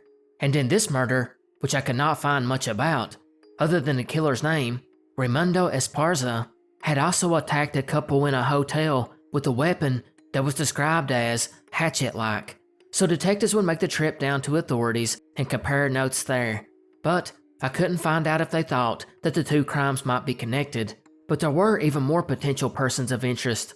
Apparently, Rose had gotten into an argument that night with the hotel bartender, and sometime late that night, or in the early morning hours, that man left town, never collected his last check, and left his truck abandoned about 20 miles away, where he promptly enlisted in the military. There was also a farmhand that lived near Rose that, according to her, had broken into her home because he was obsessed with her. That same man was thought to have been about 12 miles away from the hotel that night.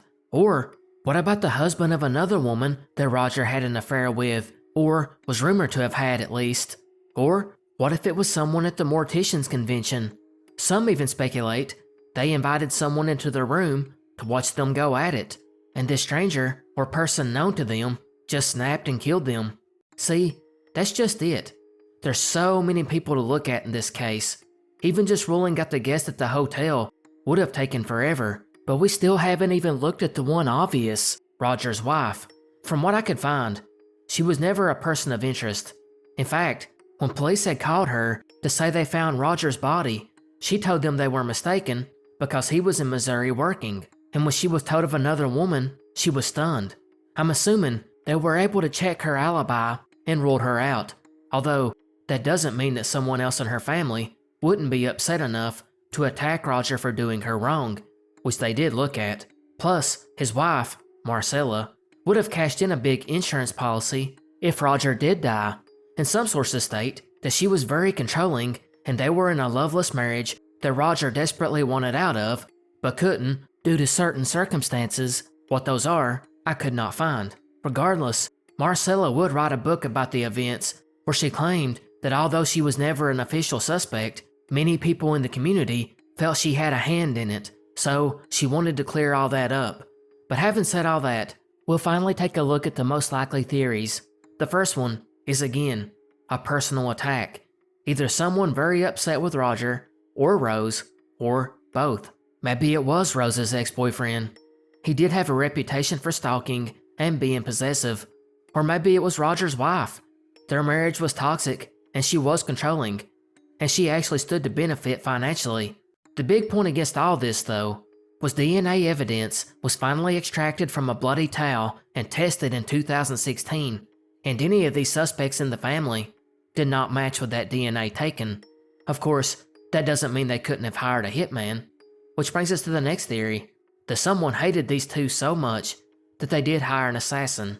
The main thing about that, though, is what kind of hitman hangs around carving up soap and leaves a weird message, along with smearing toothpaste in the bathtub. None of that makes sense. The final theory is that a serial killer that has never been captured is responsible. That actually would explain the bizarre behavior, and it's just possible he was a transient that targeted couples in isolated locations. And detectives even had a theory for this. They believe when Rose went outside to move the car to another parking spot, the man sneaked in before the door shut, which explains how he got inside the hotel, where he then followed her to the room and may have not even known Roger was in there, but once inside, immediately attacked him, which is why he was found only wearing shorts. And this would also explain why Rose was fully dressed. All in all, a crazy one, and I'd love to hear what you all think. June 21st, 1940, Odon, Indiana. Farmer William Hackler had just eaten breakfast and walked out into the field to get on with what he assumed would be a typical day. As he made it to his barn, though, he began to smell smoke, and he looked back to the house and began to panic. Was the house on fire? Was his family okay? With that, Hackler took off running and made it back to the home, where the smoky smell was very overpowering. He checked on his family, who then awoke and followed him to the source back in the bedroom. There was a fire, but oddly enough, it was just one single strip of wallpaper. But William didn't take this lightly. He soon began to realize that the real fire could be hidden behind the wall, so he soon called the fire department and rushed back to his family outside and waited. They arrived within a few minutes and soon knocked the wall down and found nothing. Well, this obviously perplexed William and the fire department. How did one strip of wallpaper catch on fire? Chalking it up to an odd experience, he thanked the firemen and they left. And William looked over the damage and was just relieved it was minimal. But he could never be prepared for what happened next, because after the fire department got back to town, they received a phone call. It appeared as if William's wife, Minnie, walked into the guest bedroom, and what did she find? Another fire. This time, the mattress, which appeared to be burning as smoke permeated from it. The fire department was called once again, and they rushed back to the scene where they promptly put it out. The Hackler family had to be thinking they were pretty lucky to have avoided 2 disastrous fires in one day. But it would get really weird from here, because spontaneous fires would continue to pop up all over the home. And it wasn't like the firemen were going back to town and the fires broke out while they were gone. No, they actually hung around to investigate, and they witnessed the numerous ones popping up over and over again. Actually, it got so bad that they called up other fire departments in the surrounding areas to come help out. And over 100 firemen documented around 28 unexplained fires. But there were even more witnesses.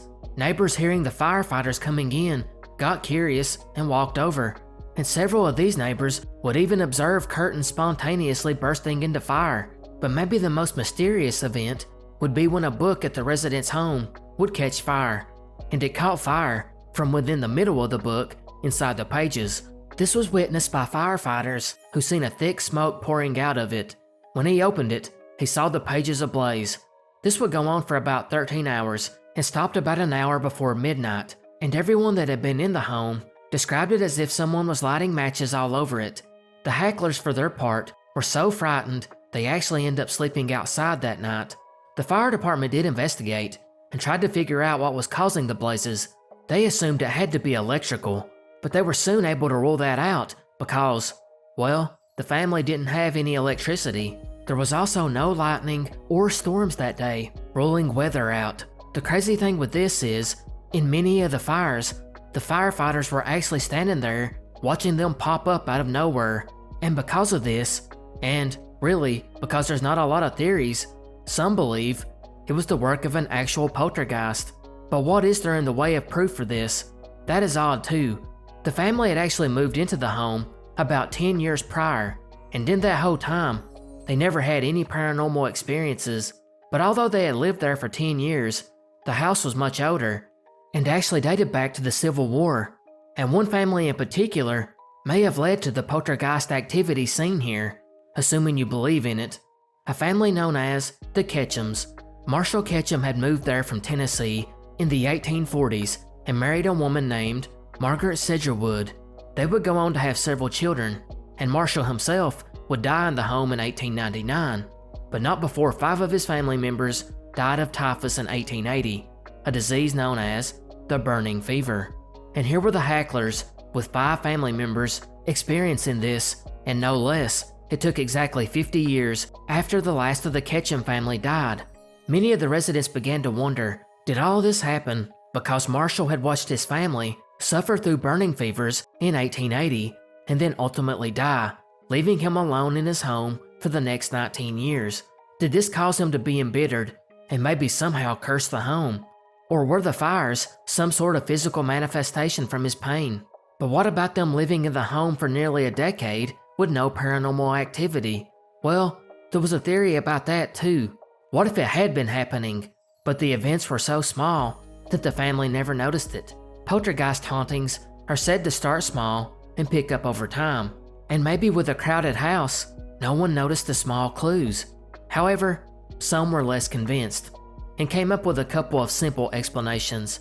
First, the whole thing was a prank. Just like the case we covered in Canada, it was being done by one of the kids when no one was looking. But if they did, this kid never confessed. And like the Canadian case, what was their motivation? Another more down-to-earth theory was one that was still quite a stretch, and that is methane buildup under the home. That could happen if there was some kind of decomposing organic matter that was under there and emitted methane, which was then set off by a spark from static electricity. However, something like this should cause a wide combustion of fire, not little ones on curtains and the such. Other theories are just as baffling, like some speculated electromagnetism or unexplained weather phenomena.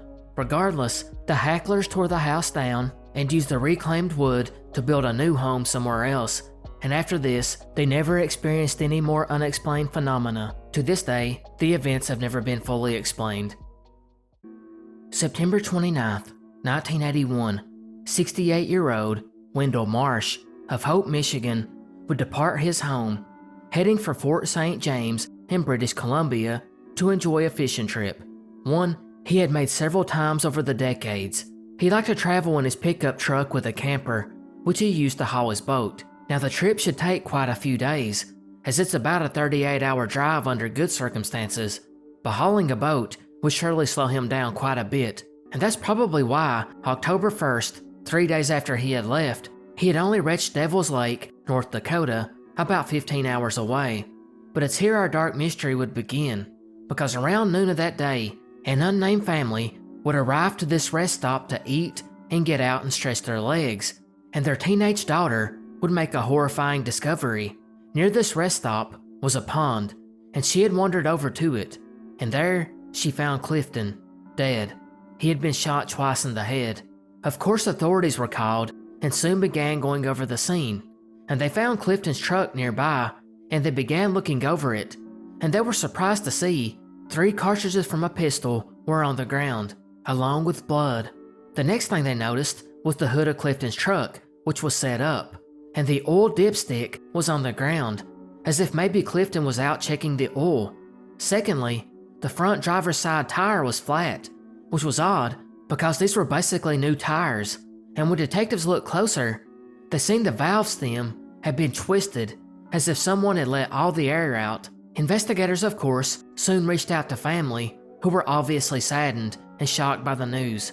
They asked his son Robert about how much money Clifton had been carrying on this trip, and he stated around $75, or about $260 in today's money.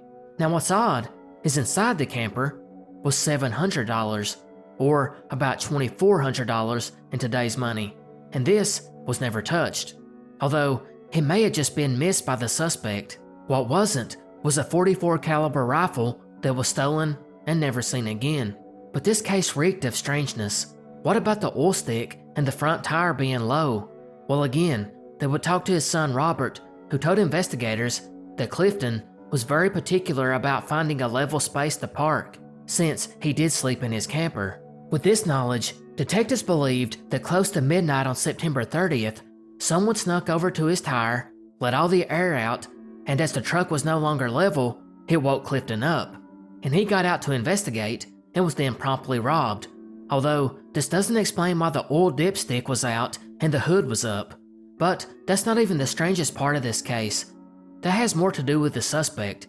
See, I didn't describe the gun very much at the beginning of this, but it was a .25 caliber pistol, a gun largely known as a woman's gun, mainly for self-defense. Now I know you might be thinking, so what? A guy could have just chosen it because its small size made it easier to hide, but there's a little bit more. See, after Clifton presumably got out and checked the driver's side tire, he was shot from the shadows. The suspect then picked him up and started to drag him around to the passenger side door, or, in some sources, back to the camper. In either case, when the suspect got there, this person, possibly a woman, was unable to lift Clifton into the vehicle. That's when he or she decided to drag Clifton to the grass and over near the pond, where she again presumably went back to the camper to snoop around, found the gun but didn't see the money, and then fled. As I mentioned, the gun has never been found, but detectives did put the word out to stores in the local area that if anyone came in to buy that type of cartridge to let them know, but apparently this never happened, and that's pretty much it. The case has been cold for 40 years. At least, I can't find anything that's indicated any movement on it. Likewise, I obviously can't say for sure that the suspect was a woman, as I'm not privy to the information that police have, but that gun and the lack of strength to get him back into the vehicle could lean to that suggestion, and it could be that she never planned on killing him at all, and instead panicked when the robbery went bad.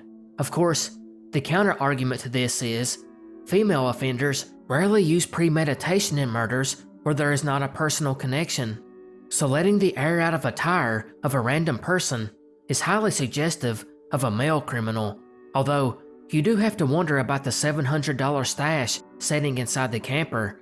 Was this really unseen? If the perp did see it and just left it behind, then it does suggest personal motive, but I'd like to hear what you think. Was this a woman? Let me know in the comment section below. When it comes to cowboys and outlaws, everyone knows about the Dalton Gang, or Billy the Kid, or Jesse James. But one name you probably haven't heard of is Henry Starr, and that's a shame, because this guy's life was crazier than most of the other outlaws, and part of that has to do with the time frame that he operated in. You know how in Red Dead Redemption 2, the plot follows the decline of the Old West into the more modern world? Well, that's the same era that Starr was running around robbing banks, and that's why he's often referred to as the last horseback outlaw. Starr began his outlaw career in 1892, and within a year, his 7-man gang had already been whittled down to 2 after 5 of them had been killed, and by late 1892, Starr had become one of the most wanted men in the Old West, Not only had he robbed banks in Arkansas, Oklahoma, and Kansas, the location of this next mystery, but he had also killed a U.S. Deputy Marshal, Floyd Wilson, and it would be just a few months after this that he was captured and sentenced to hang. But crazily enough, he would linger in jail for 8 years until 1901, where he would eventually have his sentence commuted by Theodore Roosevelt. But just why? Well, apparently, another prisoner, a Crawford Goldsby, had gotten hold of a gun that was smuggled into him into prison, and he used it to try to escape, and got into a battle with the prison guards, in which one of the guards was killed in the standoff. But good old Henry Starr, acting on behalf of law enforcement, talked Goldsby down, and he handed the gun over, ending the standoff. For this bravery, Roosevelt commuted his sentence. But there was still an issue.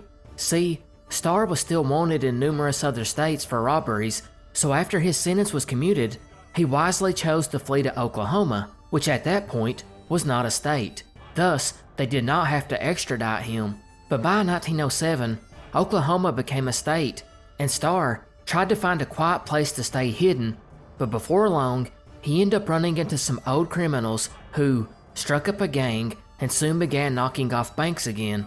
And Starr would be quickly captured after he tried to organize a robbery of 2 banks at one time, which failed, and he was sentenced to prison again, 7 to 26 years. But he was finally released in 1913 under the promise he would never come to Oklahoma again. But as you guessed, as soon as he was released, Tulsa, Oklahoma would have its highest amount of bank robberies in a year in 1914.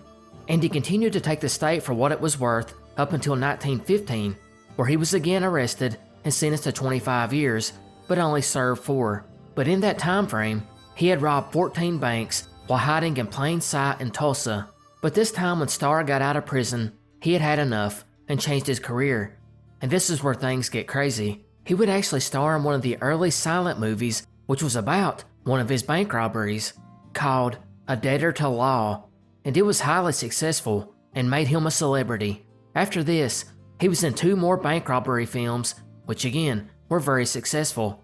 So successful that other movie companies began calling him, asking him to come to their film set and help create them to make them look like the most realistic bank robbery scenes. So the rightfully named Starr was living the high life. Although he had stolen a ton of money from several banks for close to 35 years, he was now making a pretty good living by working in the film industry. So what did Starr do next? If you guessed, started robbing banks again, you are absolutely correct. While actually filming one of his movies and talking to another studio about starring in their next project, he thought, what the heck, and robbed a few other banks. But one of these, in 1921 in Arkansas, would be notable for 2 things. One, it was the first ever robbery where the suspect used an automobile, but it was also the last attempted robbery of Henry Starr, as his luck had ran out, as he was shot and killed by the bank teller. Crazy story, but I'm sure you're asking, where is the mystery?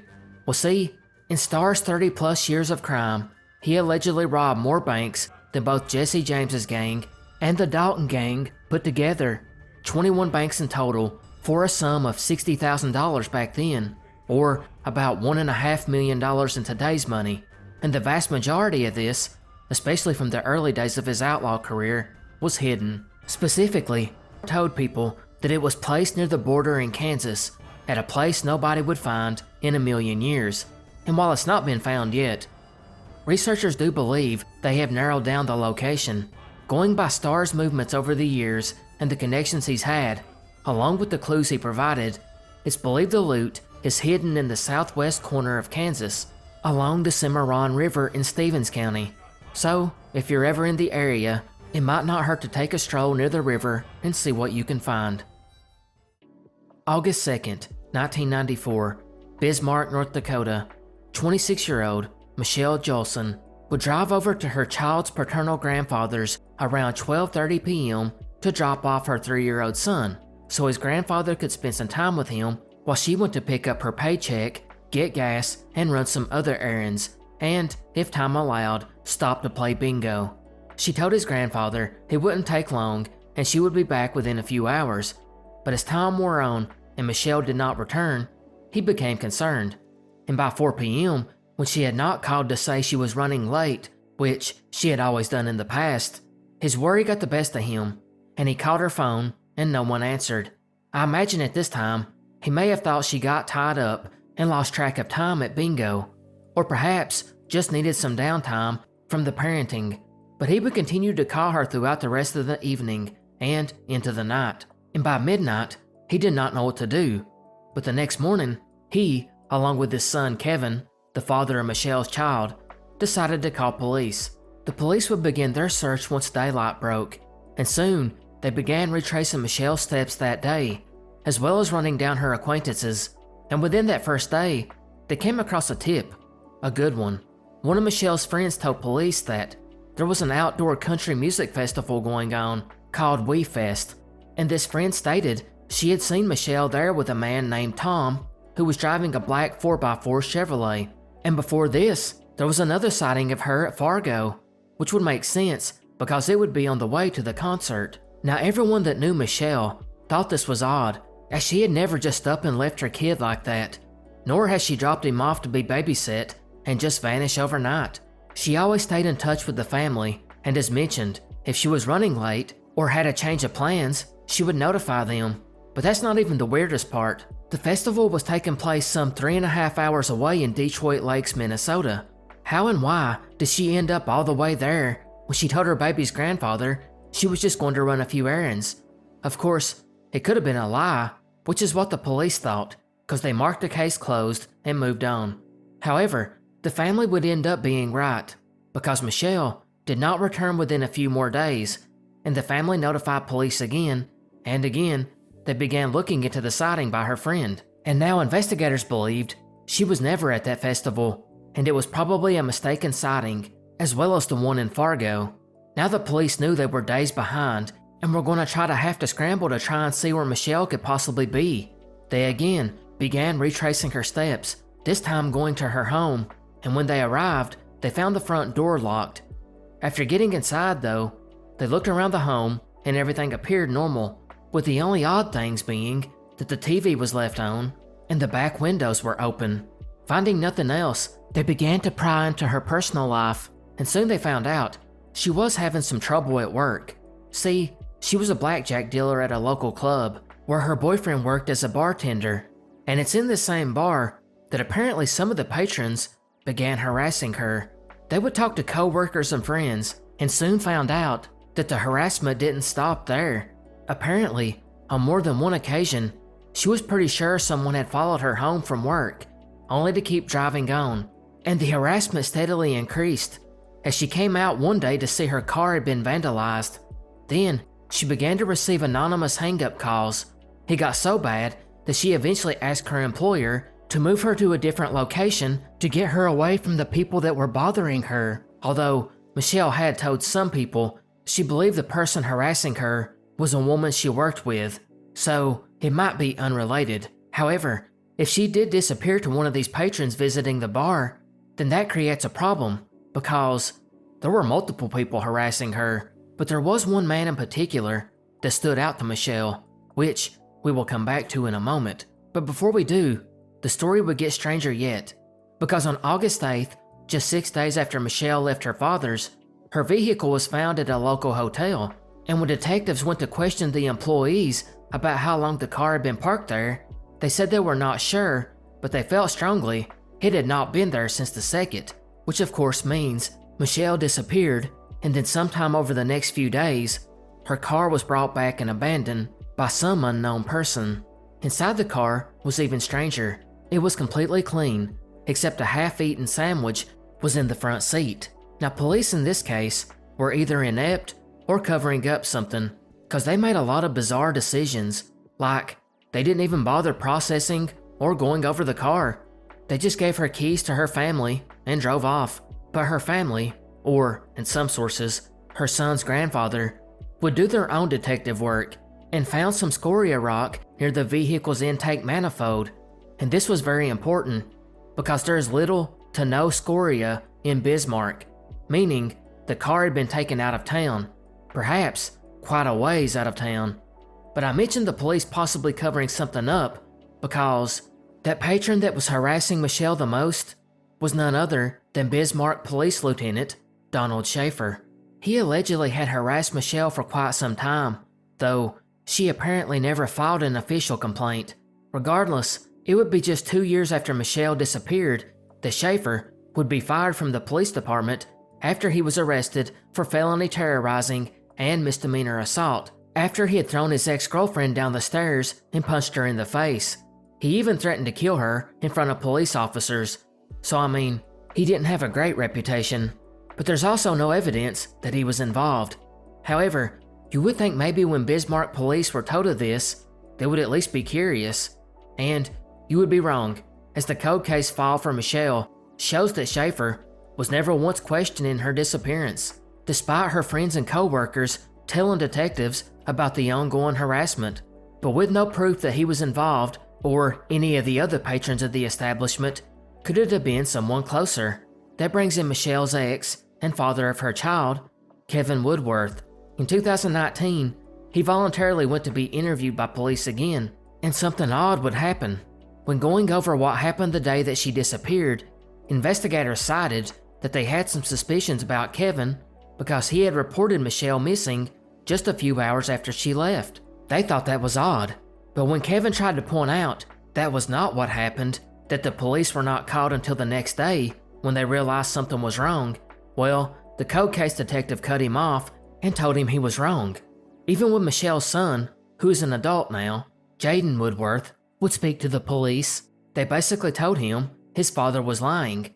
However, it was the police that were lying, because a podcast covering the case would eventually be given access to the original police report, which clearly stated that she was reported missing by Kevin a day later. So you can see why the Bismarck police have such a bad reputation when it comes to this case. Although, one detective has dedicated a lot of time to it, Bill Connor, the lead detective between 2005 and 2010, who retired but continued to work on the case as a solo investigator. And in his time investigating, he has found 2 persons of interest that, he says, cannot be ruled out, while the current lead investigator for the Bismarck Police Department have found their own person of interest, as well as stating that Kevin is still one as well. This is one of those cases where there's just so many potential suspects and potential things that could have happened that makes it almost impossible to solve, not to mention a very inept botched investigation, or perhaps a sneaky cover-up. Late 1895, in the Pine Ridge area of Dawes County, Nebraska, townsfolk would find themselves a little creeped out after some unsettling news began popping up in the local papers. It seems that something was brutally attacking the livestock, and while it was not uncommon for this to happen, as wolves, coyotes, and the occasional bear would kill their livestock, these killings were particularly vicious, with the animals sometimes being ripped to shreds. But that would be nothing compared to what happened next. It was December, and the year was coming to a close, when a cowboy named Jack Lewis, who was known to work ranches around Black Hills and the northern Nebraska prairie, would have an encounter that is yet to be fully explained. It seems that Jack and a few other cowboys had been working on the range for several days, when one evening, Jack needed a break. He felt smothered and just needed some time of his own. I'm sure the cowboys' quarters did not have much in the way of space, so he decided to take his horse out and get away from everyone, and find a place to get off his horse and watch the sun go down, and do some meditation, something I could have never pictured a cowboy doing. But as he sat down and began watching the sunset and was about to start meditating, Jack was knocked to the ground hard as he felt hands clawing at his neck, trying to choke him, all the while biting his face. Jack started struggling, unsure of who was assaulting him, or worse, biting his face.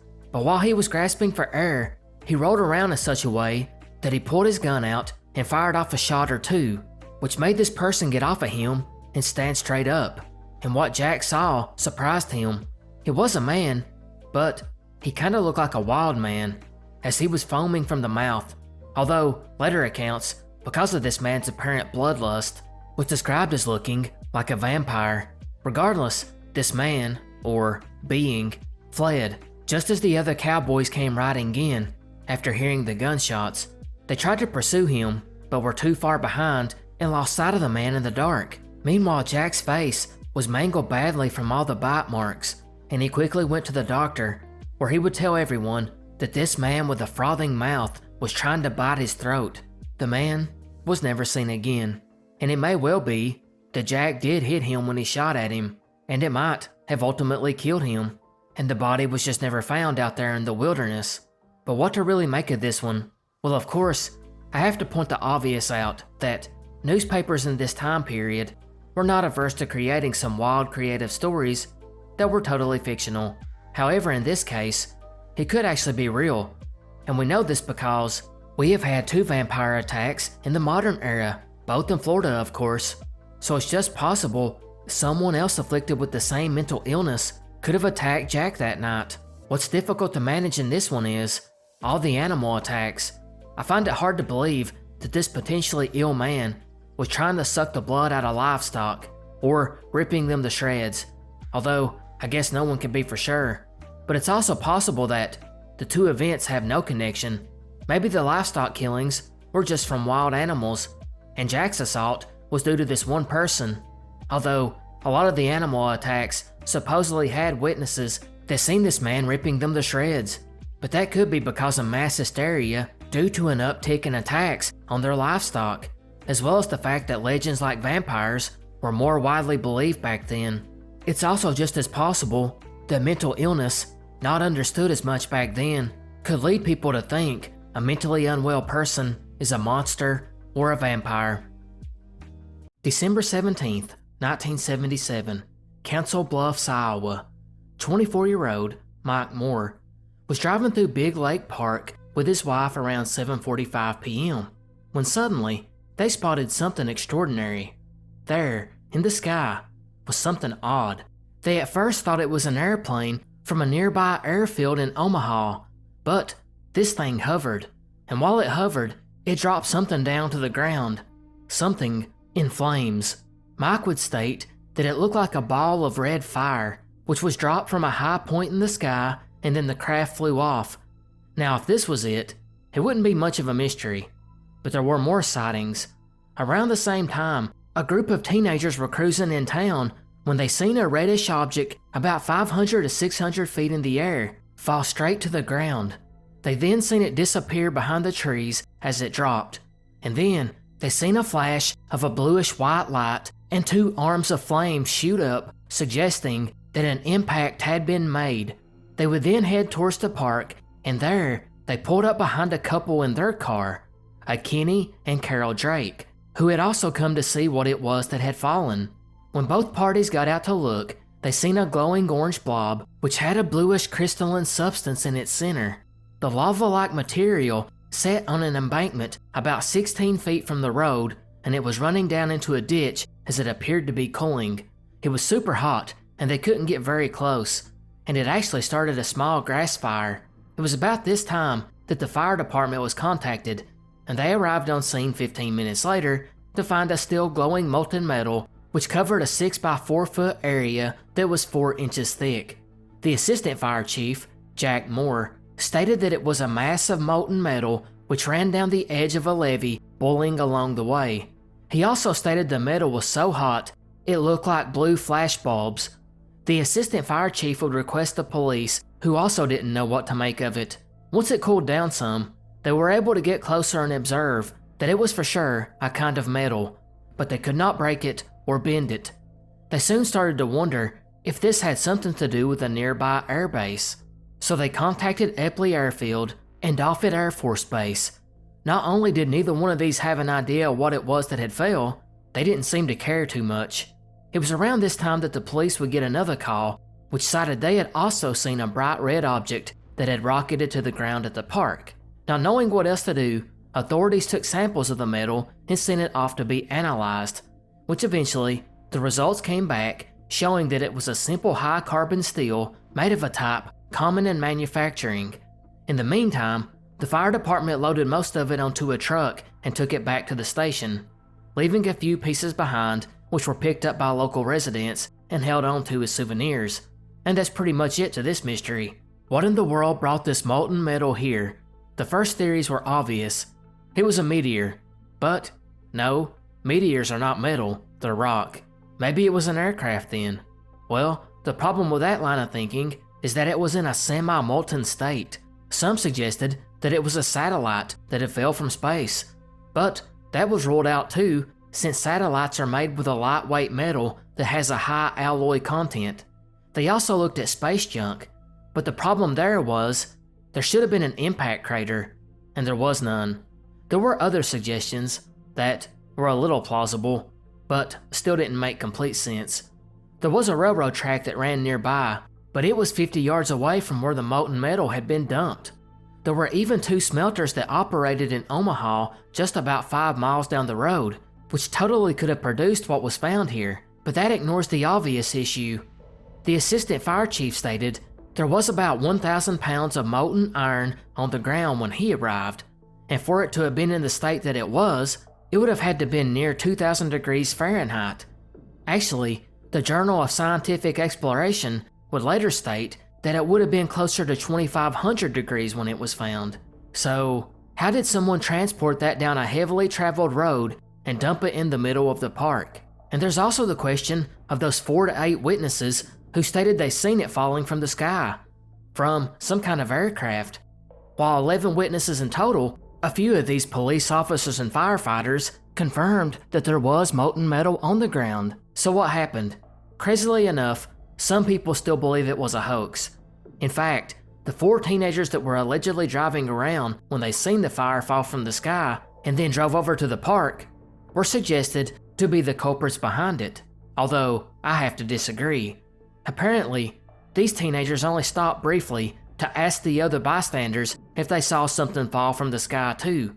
When the others acknowledged that they had, the teenagers drove off, because they apparently did not seem interested in something rare as glowing molten metal in the middle of the park. So, according to this theory, they must have been responsible for it, and probably shot a flare into the sky to create the illusion of something falling. Like I said, I don't really believe this one, and that's because it ignores the question of how they got a substance that was nearly 2,500 degrees Fahrenheit to this spot, especially if they were driving the tiny car they were seen in. Of course, the supernatural theory is that it was aliens and a UFO, of course. Dr. Jacques Vallée stated that he had uncovered at least 9 other similar incidents where an alien craft ejected molten metal to the ground, which may have been a byproduct of the alien craft in distress or malfunctioning. And finally, although the military denied having any involvement, it's possible that they were working on some experimental aircraft or a classified project, but considering they didn't seem that concerned, it kinda dismisses that theory too. December 3rd, 1967, Ashland, Nebraska. Police officer Herb Schirmer was on his night patrol around 2:30 a.m. on a particularly cold Nebraska morning, and while he was making his rounds like any typical night, this patrol would be unlike any other the young officer would ever have, because as he was driving, he would slow down and come to a stop, where he seen lights flashing in the dark. He at first thought it was a truck that had stopped in the middle of the road. It appeared as if the driver was flashing his headlights, possibly due to an emergency. But as Officer Schirmer got closer, this thing sitting in the road flew off. He would casually note in his official report, "I saw a flying saucer at the intersection of Highway 6 and 63, which makes it sound like this was something that happened every day. However, what wasn't noted was what happened afterwards, because Officer Schirmer got a terrible headache and heard a buzzing sound that just would not stop. It would be after he got home and was finally able to sleep that he woke up later that day and discovered a red bump below his left ear. But it wasn't just that. Schirmer soon realized that after seeing this thing fly off into the sky, he had no memory of what had happened for about 20 minutes in that time frame. And although he tried to remember the details of that night, he could never recall. Because of that, he decided he needed to see a psychologist, and he found one, a Dr. Leo Sprinkle, who specialized in hypnotic regression. He would set up an appointment with Schirmer, who made the drive to Wyoming to see him, and after the two met and started their session, Dr. Sprinkle would put him under hypnosis. It was here that Schirmer started to remember bits and pieces of that night. First, He would tell the doctor that his car's radio and engine had just stopped for no apparent reason, and then a white object emerged from the light in the road and began to speak to him telepathically. The being claimed that he was from another world and they had came to stop people from destroying Earth. Schirmer was stunned, as anyone would be, and he had to know more. So after the session, he scheduled a second one with Dr. Sprinkle, which led to more details. Soon, they would meet again, and under hypnosis, Schirmer revealed that this craft was made of a type of metal and had a football-like shape. He specifically remembered its exterior was gleaming. He also felt this overwhelming urge to run, but felt like he was mentally being held back. That's when this being, whom he can now recall more details of, emerged. He stated that it was clad in coveralls and adorned with the winged serpent emblem. The being then directed a greenish gas towards Schirmer's police cruiser, and that is when he seen a bright light flash and passed out. He would wake up minutes later to find himself aboard the craft, in which he explained he saw many computers and control panels. He said the aliens then explained that their spaceship worked on electromagnetism and got its power from big bodies of water. They also noted that radar and ionization made the ship less useful, and they decided to let him go, but not before telling him to not tell anyone about their meeting. They also stated they would come back a couple of more times, which they never did. Schirmer would actually draw a sketch of the figure, which he claimed was not completely human, and was shorter than a typical adult, and if this had just been anybody else's story, he would have been completely forgotten. But considering this was a police officer, it of course brought attention, and a little bit of credibility in the UFO world, although he didn't go that far in the law enforcement world, since he would soon be relieved of his job shortly after the story came out. And despite that, and despite the constant ridicule he got, he never changed his story, all the way up until his death. So what exactly did Schirmer see, assuming he did have an encounter? Let's start with the mundane and work our way down. The most skeptical theory is he was experiencing sleep paralysis, or maybe hypnagogic hallucinations, which could pretty much explain all that he witnessed. Being on a quiet rural road may have triggered a hallucinatory experience for him. These events typically happen in the early morning hours, so that makes sense. But there's an issue with this one. First of all, when he was under hypnosis, he was able to provide a very detailed and very consistent account of the encounter, which would be difficult to do if it was just a brief sleep-induced hallucination. Not to mention, there were other reports of UFO sightings in the area that night. Next, we go to experimental aircraft. This was at the height of the Cold War, and some have speculated that this whole encounter was nothing more than a military test. It's possible that he's seen a secret military aircraft or drone that he mistook for a UFO, and the so-called beings were really just human pilots in advanced flight suits or uniforms, and the so-called telepathic communication he thought he received might have been nothing more than gestures. In fact, there were nearby military installations. However, the craft Schirmer described was way more advanced than anything we know about, at least publicly know. But I know you all want to know the strange theory, that yes, this was an extraterrestrial visitation. I really don't have to go into why this is a theory. I mean, you already know. His account mirrors other abductee stories, but there's just no proof for it. The craft didn't leave any evidence on the road where it allegedly landed. Schirmer's account was almost too close to some of the more popular accounts going around at the time, which suggests he just copied it from what he heard on TV or read in a book. Likewise, hypnosis is notoriously unreliable and prone to creating false memories based on the suggestion of the hypnotist or the subject's expectations. January 4th, 2004, Aurora, Indiana. A 17-year-old high school student, who elected to keep his name private, would have a very strange encounter this winter night around 7:30 p.m. The teen was driving down a country road near town when his headlights soon caught a glimpse of something unexpected.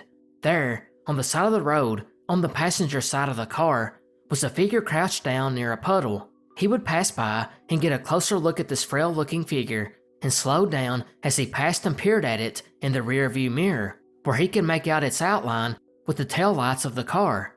It was then that this thing stood up, and he noted that it was a tall abnormal figure, around 6.5 foot tall, that seemed to have pointed joints which seemed to buckle out. That being, when it moved, did so in a strange manner. That's when he would go on to describe it as being dark gray or black in color, pencil thin, and was wearing no clothing. The figure then began to walk on 2 legs towards the woods near the roadside.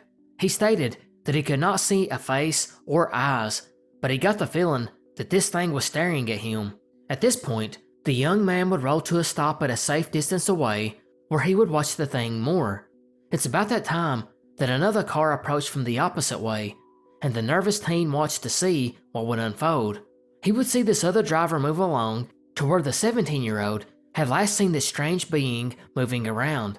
That's when he noticed the other motorist make an evasive maneuver, stop, and then turn the car around and drive back up to where the teen had been parked. They would pull up around him, and an elderly couple got out and walked up to the teen and asked, "Boy, did you see something back there?" It was no human being. It was no man. The boy went on to say that the couple were really spooked by the whole thing, and they offered to follow him on his way to his destination at his friend's home. Once he arrived, he frantically called his mother and told her to lock the doors, since the sighting had occurred within 3 miles of their home. As the night wore on though, the kid became hysterical and began calling this being an alien. His uncle, who did not hide his name, a man named Jerry Skadell, would then get involved and told him there had to be a much more simpler explanation and asked him to really think about it. And his nephew conceded that it may have been an improperly dressed elderly person, but still he claimed what he seen was a dark shadowy figure, and that if it was a person, they were super anorexic and were walking around naked in temperatures that were in 20 degrees Fahrenheit weather. Interestingly, Jerry, the uncle, would go to the spot of the encounter about an hour and a half after speaking to his nephew, and he did not see anything. The kid returned to the spot the next day too, once the sunlight was out, and he searched the area, but by this time, 4 inches of snow had fell, and even if there had been tracks, they were now covered. And it's worth noting here that Jerry is the only reason we know about this story, because he contacted a local UFO researcher and made an official report. The kid was also contacted after this, and the researcher stated that he seemed sincere about the encounter. The elderly couple were never found, and never came forward with their version of events. So what did he see? The main theory is just what his uncle said. It was a person, probably someone homeless or mentally ill, or maybe just lost, and was very malnourished. Yet, that doesn't explain how this person was unclothed or barely clothed in freezing temperatures. The second one is obvious. It was just dark, and the lights and shadows were playing tricks on the young driver's eyes. What he thought was a humanoid figure was just a tree shadow or something like that. But this is hard to believe if the elderly couple also seen this being. There's also the thought that it could have been a large animal that appeared to be skinny due to being starving or sick. It's even possible that it was a bear that stood up and walked on 2 legs, but there were no tracks of it or any signs that an animal had been there. And of course, we have to take a look at the supernatural explanations. The big one being, this was an alien of some kind, which explains a lack of clothing or facial features. Of course, squatting at the puddle of water and walking into the forest seems dumb for such an advanced being. Other theories include a cryptid, ghost, or straight up hoax. On the Friday evening of August 15th, 1969, Burlington, Iowa, 48-year-old real estate agent Dorothy Miller would receive a call from a potential buyer of a home located in town. Dorothy, who was the first and only realtor in Burlington, happily accepted the request to go let the man into the home, but she made the cautious decision to take her husband Fred along. Actually, she refused to show properties alone to anyone once nighttime hours began. Now the man had identified himself as a Robert Clark, and he asked Dorothy if she could pick him up at a local pharmacy and give him a ride over to the property. So the Millers did just that, meeting Robert at the pharmacy, which sat near a local tavern that would prove important later on. After touring the property, the Millers took Clark back and dropped him off at the pharmacy where they had picked him up. They found the man pleasant to talk to, as he relayed he was moving his young family from Des Moines to Burlington, where he had just gotten a job he did not elaborate on. However, he did not make a decision that night, and instead called Dorothy again the next day, a Saturday, and stated he would like to go back to the property to take pictures so he could take them back to his wife to show, and asked Dorothy if she could meet him at the property that night, but she already had plans she could not break, and instead suggested they get together on Monday night at 7:30. The man agreed and told Dorothy he would be at the bar near the pharmacy, known as the Maple Leaf Tavern. He gave her the number and said for her to call it and ask for him. And this is where things get really weird. First of all, those other plans that Dorothy had? Yeah, she actually planned on showing another man a plot of land that night, which everyone found weird because, as mentioned before, she would never go out to meet a prospective buyer at night without her husband. What made it even weirder was Dorothy did not know this man, so it wasn't Robert that she had just met the night before. Furthermore, this plot of land was well out in an isolated rural area. However, it would get that much weirder when this potential buyer did not show up. Dorothy, however, did not think much of it and went on about her business. And when Monday came around, she met with a few buyers to show some properties and wrapped her last showing up a little after 6:30. It would be then between 7 and 7:30 that she would finally call the Maple Leaf Tavern and ask to speak to Robert. Robert was notified, and he walked up and took the call, walked to his black pickup truck to get something out, and walked to the pharmacy where Dorothy picked him up. Now, the reason Dorothy's husband did not accompany her was because he drove a truck for a living and routinely laid down by 8:30 at night because he had to wake up at 5 a.m. Plus, after meeting Robert, they felt like everything checked out and neither one of them was worried. Because of these reasons, he did not drive out with Dorothy, and that decision would come back to haunt him. Because by 5 a.m. the next morning, when his alarm clock went off and Fred awoke, he rode over to see Dorothy was not in bed. A quick search of the home took place before he called their daughter to see if maybe she was over there. When they both realized she was missing, they immediately went to the property she had scheduled to show Robert the night before, and they seen nothing out of the ordinary. So they decided to drive over to the pharmacy where she had picked up Robert days ago, and there sat Dorothy's car. They both got out and looked to see the key was still in the ignition, and strangely, a camera flash cube was on the front seat, an item that was used in the 60s to take pictures in low light or in quick succession. Now, knowing what else to do, Fred and his daughter Dorothy went to the police, and the first place to search was the obvious, the property that she had taken Robert to look at. So investigators went over, and it was here on the second floor of a bedroom closet that they found Dorothy. It appeared she had been struck in the head after the two entered the home. The killer then tied her hands, pulled off her undergarments, and sexually violated her. He then dragged her to the closet, where he then stabbed her 22 times in the face, neck, and back. Detectives would later describe the murder as sadistic, and noted it was a well thought out crime showing sophistication. Detectives started close to the home and worked outwards. First, they spoke to neighbors who stated at 8 p.m. they had been sitting on the porch when Dorothy and a man fitting the description of Robert pulled up in Dorothy's car. Although they never seen anyone leave, they do look out later and notice the car was gone. Even stranger was there had been no cries for help or any sounds of a scuffle. The detectives continued house to house asking for information, but they didn't get very far. They did get a good description from Fred and some of the witnesses, which led to a sketch. He was said to be around 5'10", 175 pounds, good looking, clean cut, and between 20 and 30 years old. What evidence was collected was sent to the state-of-the-art laboratories at the FBI, and obviously, investigators were almost certain Robert Clark was a fake name. Likewise, no one in town recognized him. Even without a lot of evidence to go by, detectives still had a pretty good sound theory. They think the suspect found Dorothy's advertisement in town, or in a phone book, and knew realtors usually go alone, and from that, he began making his plans. He was probably going to do it Friday night, but was thrown off when Fred came along as well. And it was probably at that point that he began spinning the story about needing a home for his young family because he was moving to Burlington. He was trying his best to convince them that he was a good family man, and it worked. They also believed while in the home, he unlocked the back door, which would give him a chance to return on the weekend and leave behind a brick that was thought to have been used to knock her out, along with some nylon rope that had also been found. And then after the crime, he walked out the back door, drove a car, and abandoned it near his vehicle and probably left town.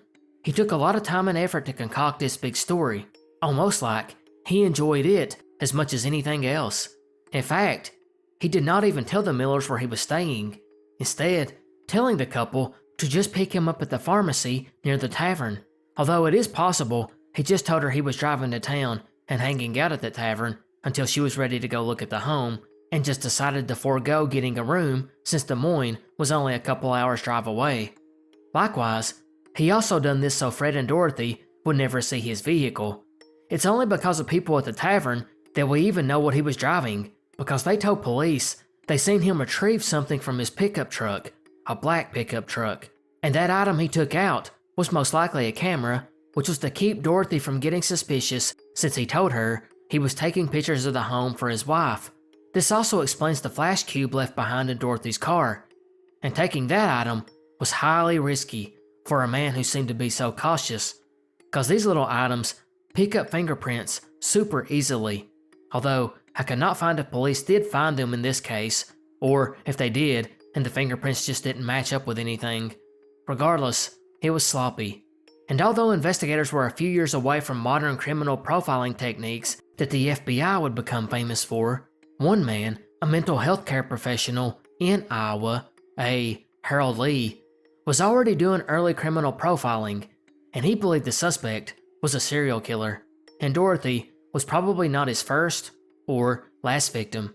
He remarked how cunning he was, and how everything he did was methodical and basically left no clues. And that's really our first and main theory, that this was the work of a serial killer, who to this day has never been captured.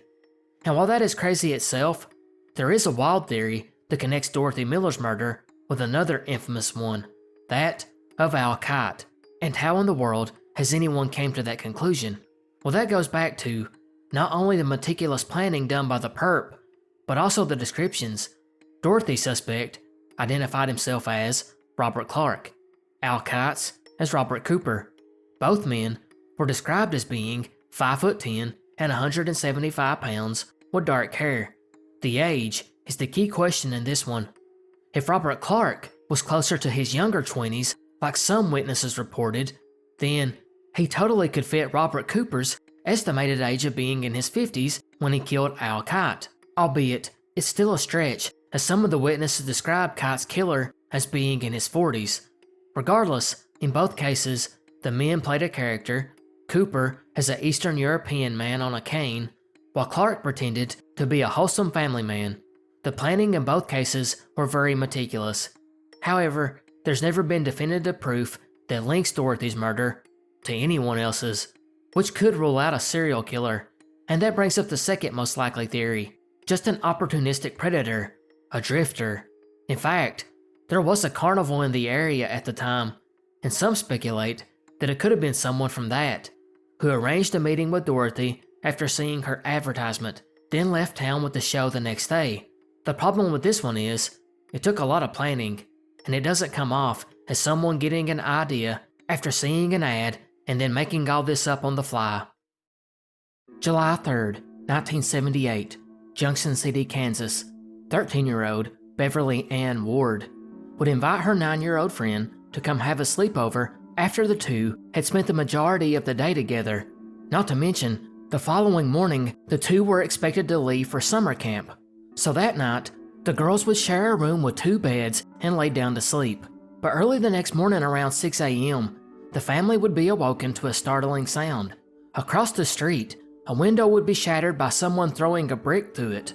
This, of course, led to a disturbance playing out in the neighborhood, and likewise, it woke up the Ward family, who all got up and went to the door and window to look out to see what was going on. Finally, the neighborhood disturbance died down, and the family decided to go back to sleep. That's when the family noticed everyone, including the little girl that had spent the night with the family, had gotten up to peer outside and see what was going on, except for Beverly. This of course made the family curious. Had she really slept through all of it? Well, they would get their answer when they stopped by her room to see she was gone. And after looking around the home and realizing she was nowhere to be found, the family called police, who dispatched some officers to the scene. And unlike other cases that take a while to develop, the officers found a major clue as soon as they pulled up. There, in the grass, about 10 yards away from Beverly's windowsill, was the screen that had been cut out from the window. They would go look over Beverly's room, where they found $12 in a bedroom drawer. $12 she intended to use for the camp they were going to. Detectives wasted no time in ruling it a kidnapping, partially because of the fact that Beverly, mental-wise, was a little bit younger than her years indicated, and she was deemed very vulnerable, so the thought that she may have cut the window screen herself and left was quickly ruled out. And because of all these facts, the FBI got involved quickly. They soon come up with a timeline too. They believed whoever had done this did so either at 3 a.m. or 5 a.m. How they came to that conclusion, I was unable to find, but it may have something to do with some witnesses that claimed an unknown car was parked at their house around those times. But because of the darkness, they couldn't make much out about it. And that was pretty much as far as detectives would get, and they faced an uphill battle right from the start. A major roadblock in this investigation was the city itself. Junction City at this time was known as a transient city with lots of drifters coming in through the area. They had so many people that would come in only for a day or two, or maybe a week or two, and leave, never having any real contacts in the area. So investigators started to fear the worst.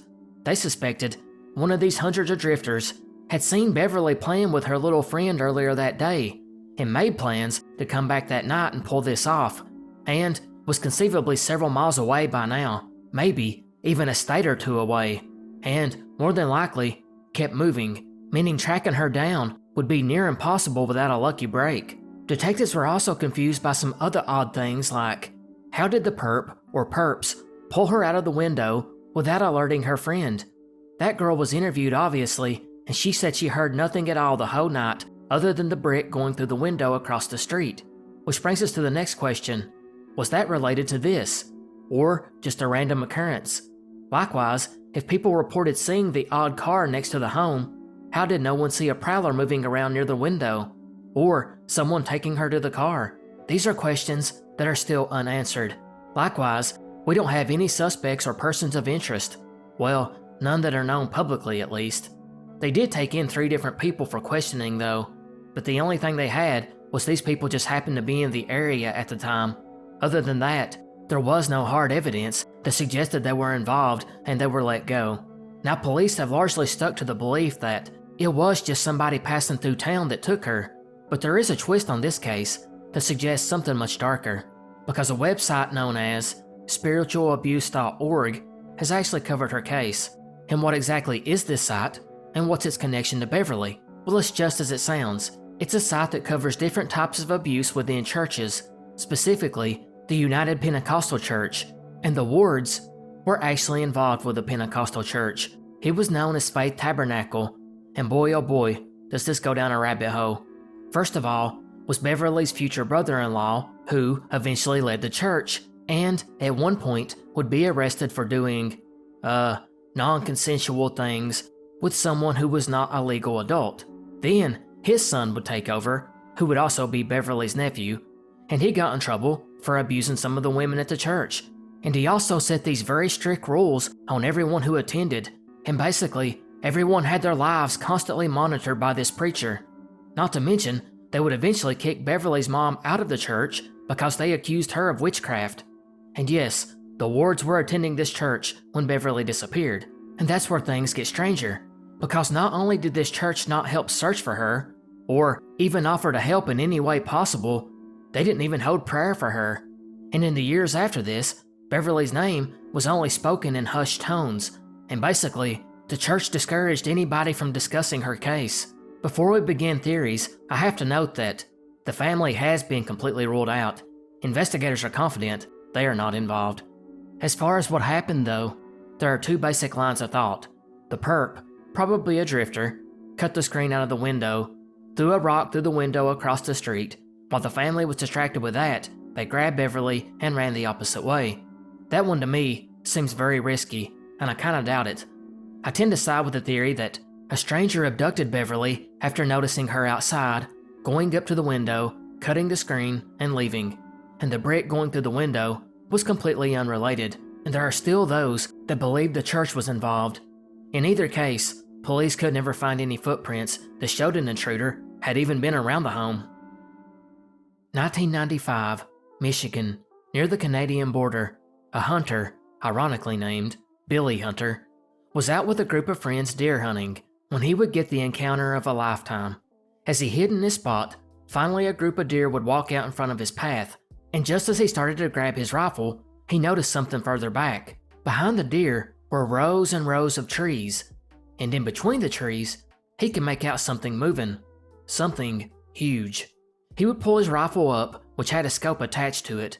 He peered through the scope to get a better look at what this huge creature was, way off in the distance. All of a sudden, his scope caught the movement of the deer, whom, all at one time, looked directly to the right. So he maneuvered his scope into the direction that they were looking, but he saw nothing. He slowly moved his scope back over to the deer, and when he did, he noticed some of them had started slowly walking away, while the others remained focused staring into the direction that they had been. And suddenly, the thing in the background caught his attention again. He saw it moving around, so he focused in on it, zooming his scope in. He would see it on a low branch of a very big tree, a tree covered in snow, which made it difficult to see the animal, because it too was stark white. It made it hard for him to track and distinguish what it was he was actually seeing. And while he's sitting there watching this, not for sure what he was really seeing, he noticed what he thought was a big piece of snow that seemed to crawl for a second. And suddenly, whatever this huge thing was landed heels first in the snow and charged at the last few deer left behind. It was so quick that they didn't even have time to move. Now Billy was by himself, because the other hunters had taken up different positions, but they all stayed in contact via handheld radios. And they all see this playing out and begin panicking. Billy would recall that one of the men began trying to pronounce the scientific name of this huge bird because, from this angle, he thought that whatever this thing was had flew down from the tree. Then, the guy that they deemed the general of the hunt got on the radio and told everyone to mark their areas and told Billy the shot was his to take, since it was directly in front of him. So while this thing was attacking the deer, Billy pulls up to shoot, and hits it, he assumed anyways, because the animal never flinched and just kept attacking the deer. He was shocked. Not only could he not identify this animal, it seemed like the shot from this rifle had no effect, so he fired another shot, and finally, the animal turned and ran away. Billy would go on to state that he was for sure this was not a polar bear, which would make sense because that would be way out of their range. However, Billy could not identify what the animal was, other than stating it was some kind of hybrid, mixed between a polar bear, Arctic wolf, ape, and some kind of big cat. Specifically, he noted that it ran like a cat. He also described it as having thick white fur, black skin, and a flat face, with small ridges on its body like a reptile. And despite its huge body, it was surprisingly light on its feet. Strangely, he would also note that although it didn't stand on its hind legs, Billy suspected that it could. So what exactly did these hunters see that day? Well, it seems they encountered a cryptid known as the booger bear, or bulldog bear. Animals that live mainly around the mountainous regions of the United States and Canadian border. They're noted for being very large and having characteristics of both cats and dogs, but are often compared to gorillas or lions. The first documented sighting occurred in 1956, and it actually ties back to a cryptid we discussed before, the living short-faced bear. This animal was very real, but it's supposed to have went extinct millennia ago. But some cryptozoologists believe a small population survived and could account for what Billy seen that day. Of course, the most plausible theory is they really just seen a bigger than normal sized bear that had been covered in snow and simply misidentified it. And we have to finish with another obvious one. This whole thing was a hoax. 1972, in the small town of Vergas, Minnesota, a 12-year-old girl, Cheryl Hansen, and her cousin, Jolene Hansen, had decided to spend this beautiful winter day snowmobiling in an area known as the Vergas Trails, which is a recreation area for bike trails, hiking, and the such. And it's on one of these 7 trails, which runs close to 200 miles, that the two would come up on an old desolate cabin. The two kids, much like any, found a way to have fun and began circling around and around the old cabin when suddenly someone ran outside to interrupt their fun. Actually, maybe I should say something, because Cheryl, who was now an adult, would recall that this creature that ran out of the cabin towards them had very broad shoulders, and strangest of all, it was running barefoot through the snow. The young girls of course panicked and went back to tell their parents, who blew the whole thing off. This was only one of many accounts of the creature known as Hairy Man of Burgess Trails, which was mostly seen from the late 1960s to the early 1980s. The cryptid was often described as being an aggressive 8-foot humanoid weighing about 300 pounds that had shaggy long reddish-brown or black hair accompanied by a musky odor. It quickly gained a reputation for terrorizing residents and chasing people away, and its ferocious roar. And maybe most oddly of all, it was known to use tools or weapons like a stick, or in Cheryl's case, a hatchet. If true, the location would be perfect, because Burgess Trails is basically little traveled maintenance roads inside a hilly, densely wooded forest. Although the original sightings began in the late 60s, it's the 70s that the sightings became numerous, which I should point out is odd, considering there's only about 300 residents in this area. It was noted to be beast-like, yet very distinctly human, intended to stay inside abandoned cabins, where it would often throw heavy objects like rocks at the occasional passing car, or, in a couple of occasions, jump on a vehicle and try to smash the driver's windows. The most famous account, though, came from a resident named Ken Zitzow, who used to hike the trails often and would come back to town one night all shaken up. And it's here he would tell other residents that while he was driving through the woods, a, quote, Bigfoot-looking thing walked out and hit his trunk hard enough to leave a dent. He, of course, did not hang around and got the heck out of there, and he did have a dent to show for it. While another resident, Dave Brune, claimed something similar, except in his account, the animal jumped on the hood of the car, forced him to begin swerving back and forth, which dislodged the creature. While resident Mike Quast allegedly seen the creature in 1976 near a lake, and went on to make plaster casts of the footprints left behind. But it wasn't just humans that it harassed, it was also believed responsible for an uptick in the deaths of livestock and pets. Now, as mentioned, the sightings basically stopped in the 80s, outside of a few cases here and there, and the whole thing would be easy to write off as an urban legend, or maybe even a hoax. Except in this one, we do have a piece of evidence, or maybe I should say, alleged evidence, possibly linked to this mysterious cryptid, found in an area known as Klondike, aka the Old Burgess Trails, where the original Hairy Man sightings took place. A weird-looking skull was found. This skull, while looking humanoid, doesn't look human nor primate. It does have eye sockets, teeth, and 3 to 4 vertebrae still intact, and also has vegetation stuck to the back of the skull, which suggests that it was found in a swampy area after laying there for quite some time. Which brings up another question: how and when was it actually found? That is still a mystery as well. The man that currently owns the weird skull was not the individual that found it, but insists that the family that held on to it for years gave it to him. And, maybe not so strange, this man has decided to remain anonymous. Although it has never been officially tested, scholars who have looked at it quickly point out that the skull's cavity isn't large enough to hold a brain which would resemble a human's. And while it could be hoaxed, without proper tests being conducted, it's impossible to say. But it has been noted that if it was fake, it's one of the best they've ever seen, which again is odd for a town of 300 people. But what if this cryptid tale actually has some merit? What if it's well grounded in some kind of truth? Well, that may actually be the case, because there was another type of sighting on the Burgess Trails that put fear into people on more than one occasion, and that was a hermit. This man apparently took up residence in the woods of Burgess Trails for decades and was known to run out and harass and get aggressive with passerbys that he claimed was on his family's land. This man was very unkempt and had long and straggly hair, and I imagine did not smell very good.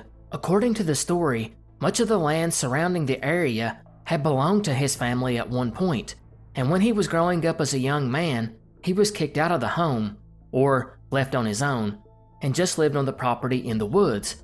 However, the family years later would sell that property and move away, and the kid, now a man, still lived life as a hermit on what he thought was his family's property. How much of that part is true is unknown, but one key part to the story is he tended to wear furs to deal with the harsh Minnesota winters. However, for the witnesses who had seen this creature, they still claim he was not a homeless man. So what is it? One of the prevailing theories is an unusually aggressive bear that possibly had mange, giving it a more human-like appearance, especially when standing up. However, that doesn't explain its ability to use tools or weapons. Of course, we can also go back to the ever so reliable theory that it was an escaped primate from a private zoo. Maybe someone owned a chimpanzee or gorilla that somehow escaped, or become a burden to the owner who just released it. But the problem here is, these types of animals would almost certainly not be able to survive a harsh Minnesota winter. But maybe the most likely theory is, in spite of people claiming it was not someone living in the woods, it was indeed a hermit. Maybe he was mentally ill and just moved from cabin to cabin. That has even happened before. We know specifically that Christopher Knight was doing that exact thing in Maine from 1986 to 2013. The only problem here is, there's no 8-foot hermits walking around, and you can almost guarantee that. That might have been added on to later by local folklore. Of course, none of that explains the skull. August 31st, 1944, Mattoon, Illinois. A man named Urban Rafe would wake early in the morning after he was disturbed by a very strange odor. This scent, whatever it was, began to nauseate him and made him feel very weak, and it only got worse because he soon began vomiting.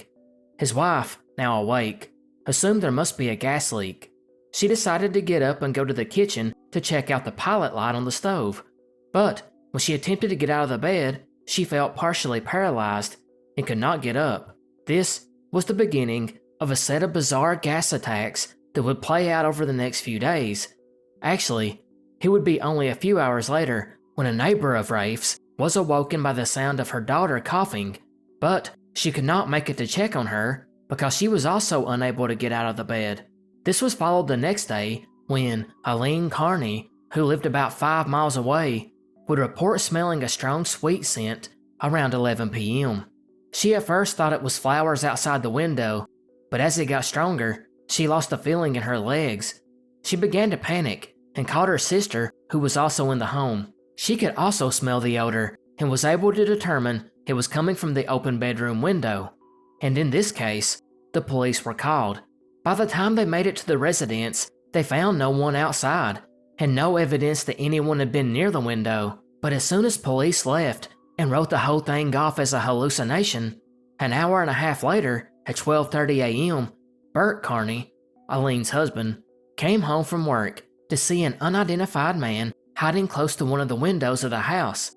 Bert got out of his taxicab and pursued the individual, but lost him in the dark. He also called police and told them the prowler was a tall man in dark clothing wearing a tight-fitting cap. When they arrived the second time and talked to Eileen, she stated this time there was a burning sensation on her lips and throat, which of course, police speculated was due to the gas that this person had been releasing into their home. By now, the story was reaching the media, and soon, the person became known as the Mad Gasser of Mattoon. And although the media was blowing the story out of proportion, speculating on what this crazy individual was up to, police had a more mundane theory. They believed it was nothing more than a botched burglary attempt. See, at the time, the Carneys had a large sum of money in their home, and just by chance, Eileen and her sister had been counting it earlier that night, right in front of the window. Police believed the prowler was out then and spotted them, which prompted him to try to pull off this gas attack, which failed. He then returned at 12:30 to attempt it again and was busted by her husband Bert. However, if this was nothing more than an ordinary thief, he was very determined, because over the following days, there were half a dozen similar attacks, and while detectives could never find any evidence that this prowler really existed, they caught a break 4 nights later when a Carl and Beulah Cordes would return home at 10 p.m. after walking inside and began getting ready for bed, they noticed a white piece of cloth sitting on the porch next to the screen door. It was slightly larger than a man's handkerchief, and Beulah was curious, so she picked it up and smelled it. As soon as she did, she became violently ill. She would later tell the police it felt like she had suffered an electric shock. Her face began to swell, and she had a burning sensation in her mouth and throat, made worse by the vomiting, weakness, and partial paralysis in her legs. She would later suggest the reason that the cloth had been left there was to knock the family dog out so the burglar could break in without the dog barking. In addition, a skeleton key was found on the sidewalk next to the porch, with a large empty tube of lipstick. Detectives took the cloth and sent it off for chemical analysis, which found nothing. But coincidentally, shortly after this reported incident, another resident, who just lived a couple of minutes down the road, a Mrs. Leonard Burrell, seen a stranger trying to break in through her bedroom window. When he was spotted, he attempted to gas her before fleeing. By this time, he was becoming a national story, and soon the FBI got involved. The local police then put out a statement that citizens should avoid lingering in residential areas, as well as telling the vigilante groups to disband because it was a safety issue. But now that everyone knew what was going on, and they began to pay more attention to the surroundings, more physical evidence came in, like footprints being found under residents' windows and tears being found in window screens. The police obviously were overwhelmed. Most of the calls were citizens who claimed to smell gas or seen a prowler, and before long, with no real tangible evidence, police shut down the investigation, claiming the whole thing was mass hysteria, partially due to women living by themselves while their husbands were abroad in World War II. In fact, the police chief threatened that anyone who reported another gas attack would be forced to undergo a medical examination to prove they were affected by the gas and possibly face arrest for a false report. After this, the reports decreased dramatically, with only one police actually looked into when a woman claimed to have seen the gasser, and, surprisingly, it was a woman dressed as a man. After that, the mad gasser of Mattoon vanished as quickly as he burst onto the scene. Now, we only covered some of the more credible reports that the police got, but there were a ton more of these. We just don't have time to cover each one. And there's also the fact that the mad gasser probably didn't exist. Within weeks of the whole affair, the local commissioner of public health, a Thomas Wright, stated that although there had been a few gassing incidents, most of these were due to hysteria, usually waking up to an out-of-place odor or seeing a shadow at the window, etc., etc. Just a few days later, the local police chief took it even further and suggested there had not been any gas attacks at all, and instead, it could all be blamed on chemicals carried by the wind from nearby industrial facilities. Not to mention, this was during World War II, when the fear of invasion, spies, and chemical warfare was a very real thing. And basically ever since, this case has been a key example in the study of mass hysteria. However, that ignored the things like the soaked cloth, the window screens being cut, footprints being found, and multiple sightings of prowlers. So many believe that some of the attacks did occur early on, and then the rest was due to mass hysteria. In fact, there was even one person that residents in later years began to suspect, a local recluse named Farley Llewellyn, a man known as a belligerent drunk who kept a secret laboratory where he experimented with chemicals, and it did not remain a secret. After he accidentally blew up the lab, he would even end up being sent to a mental hospital. Of course, there's no direct evidence that links him. And of course, you get those unexplained phenomena types like it was some sort of extraterrestrial being, since some of the accounts, the witnesses claimed there was a strange buzzing noise, and also the appearance of a blue vapor. And finally, some believe it was the work of several pranksters.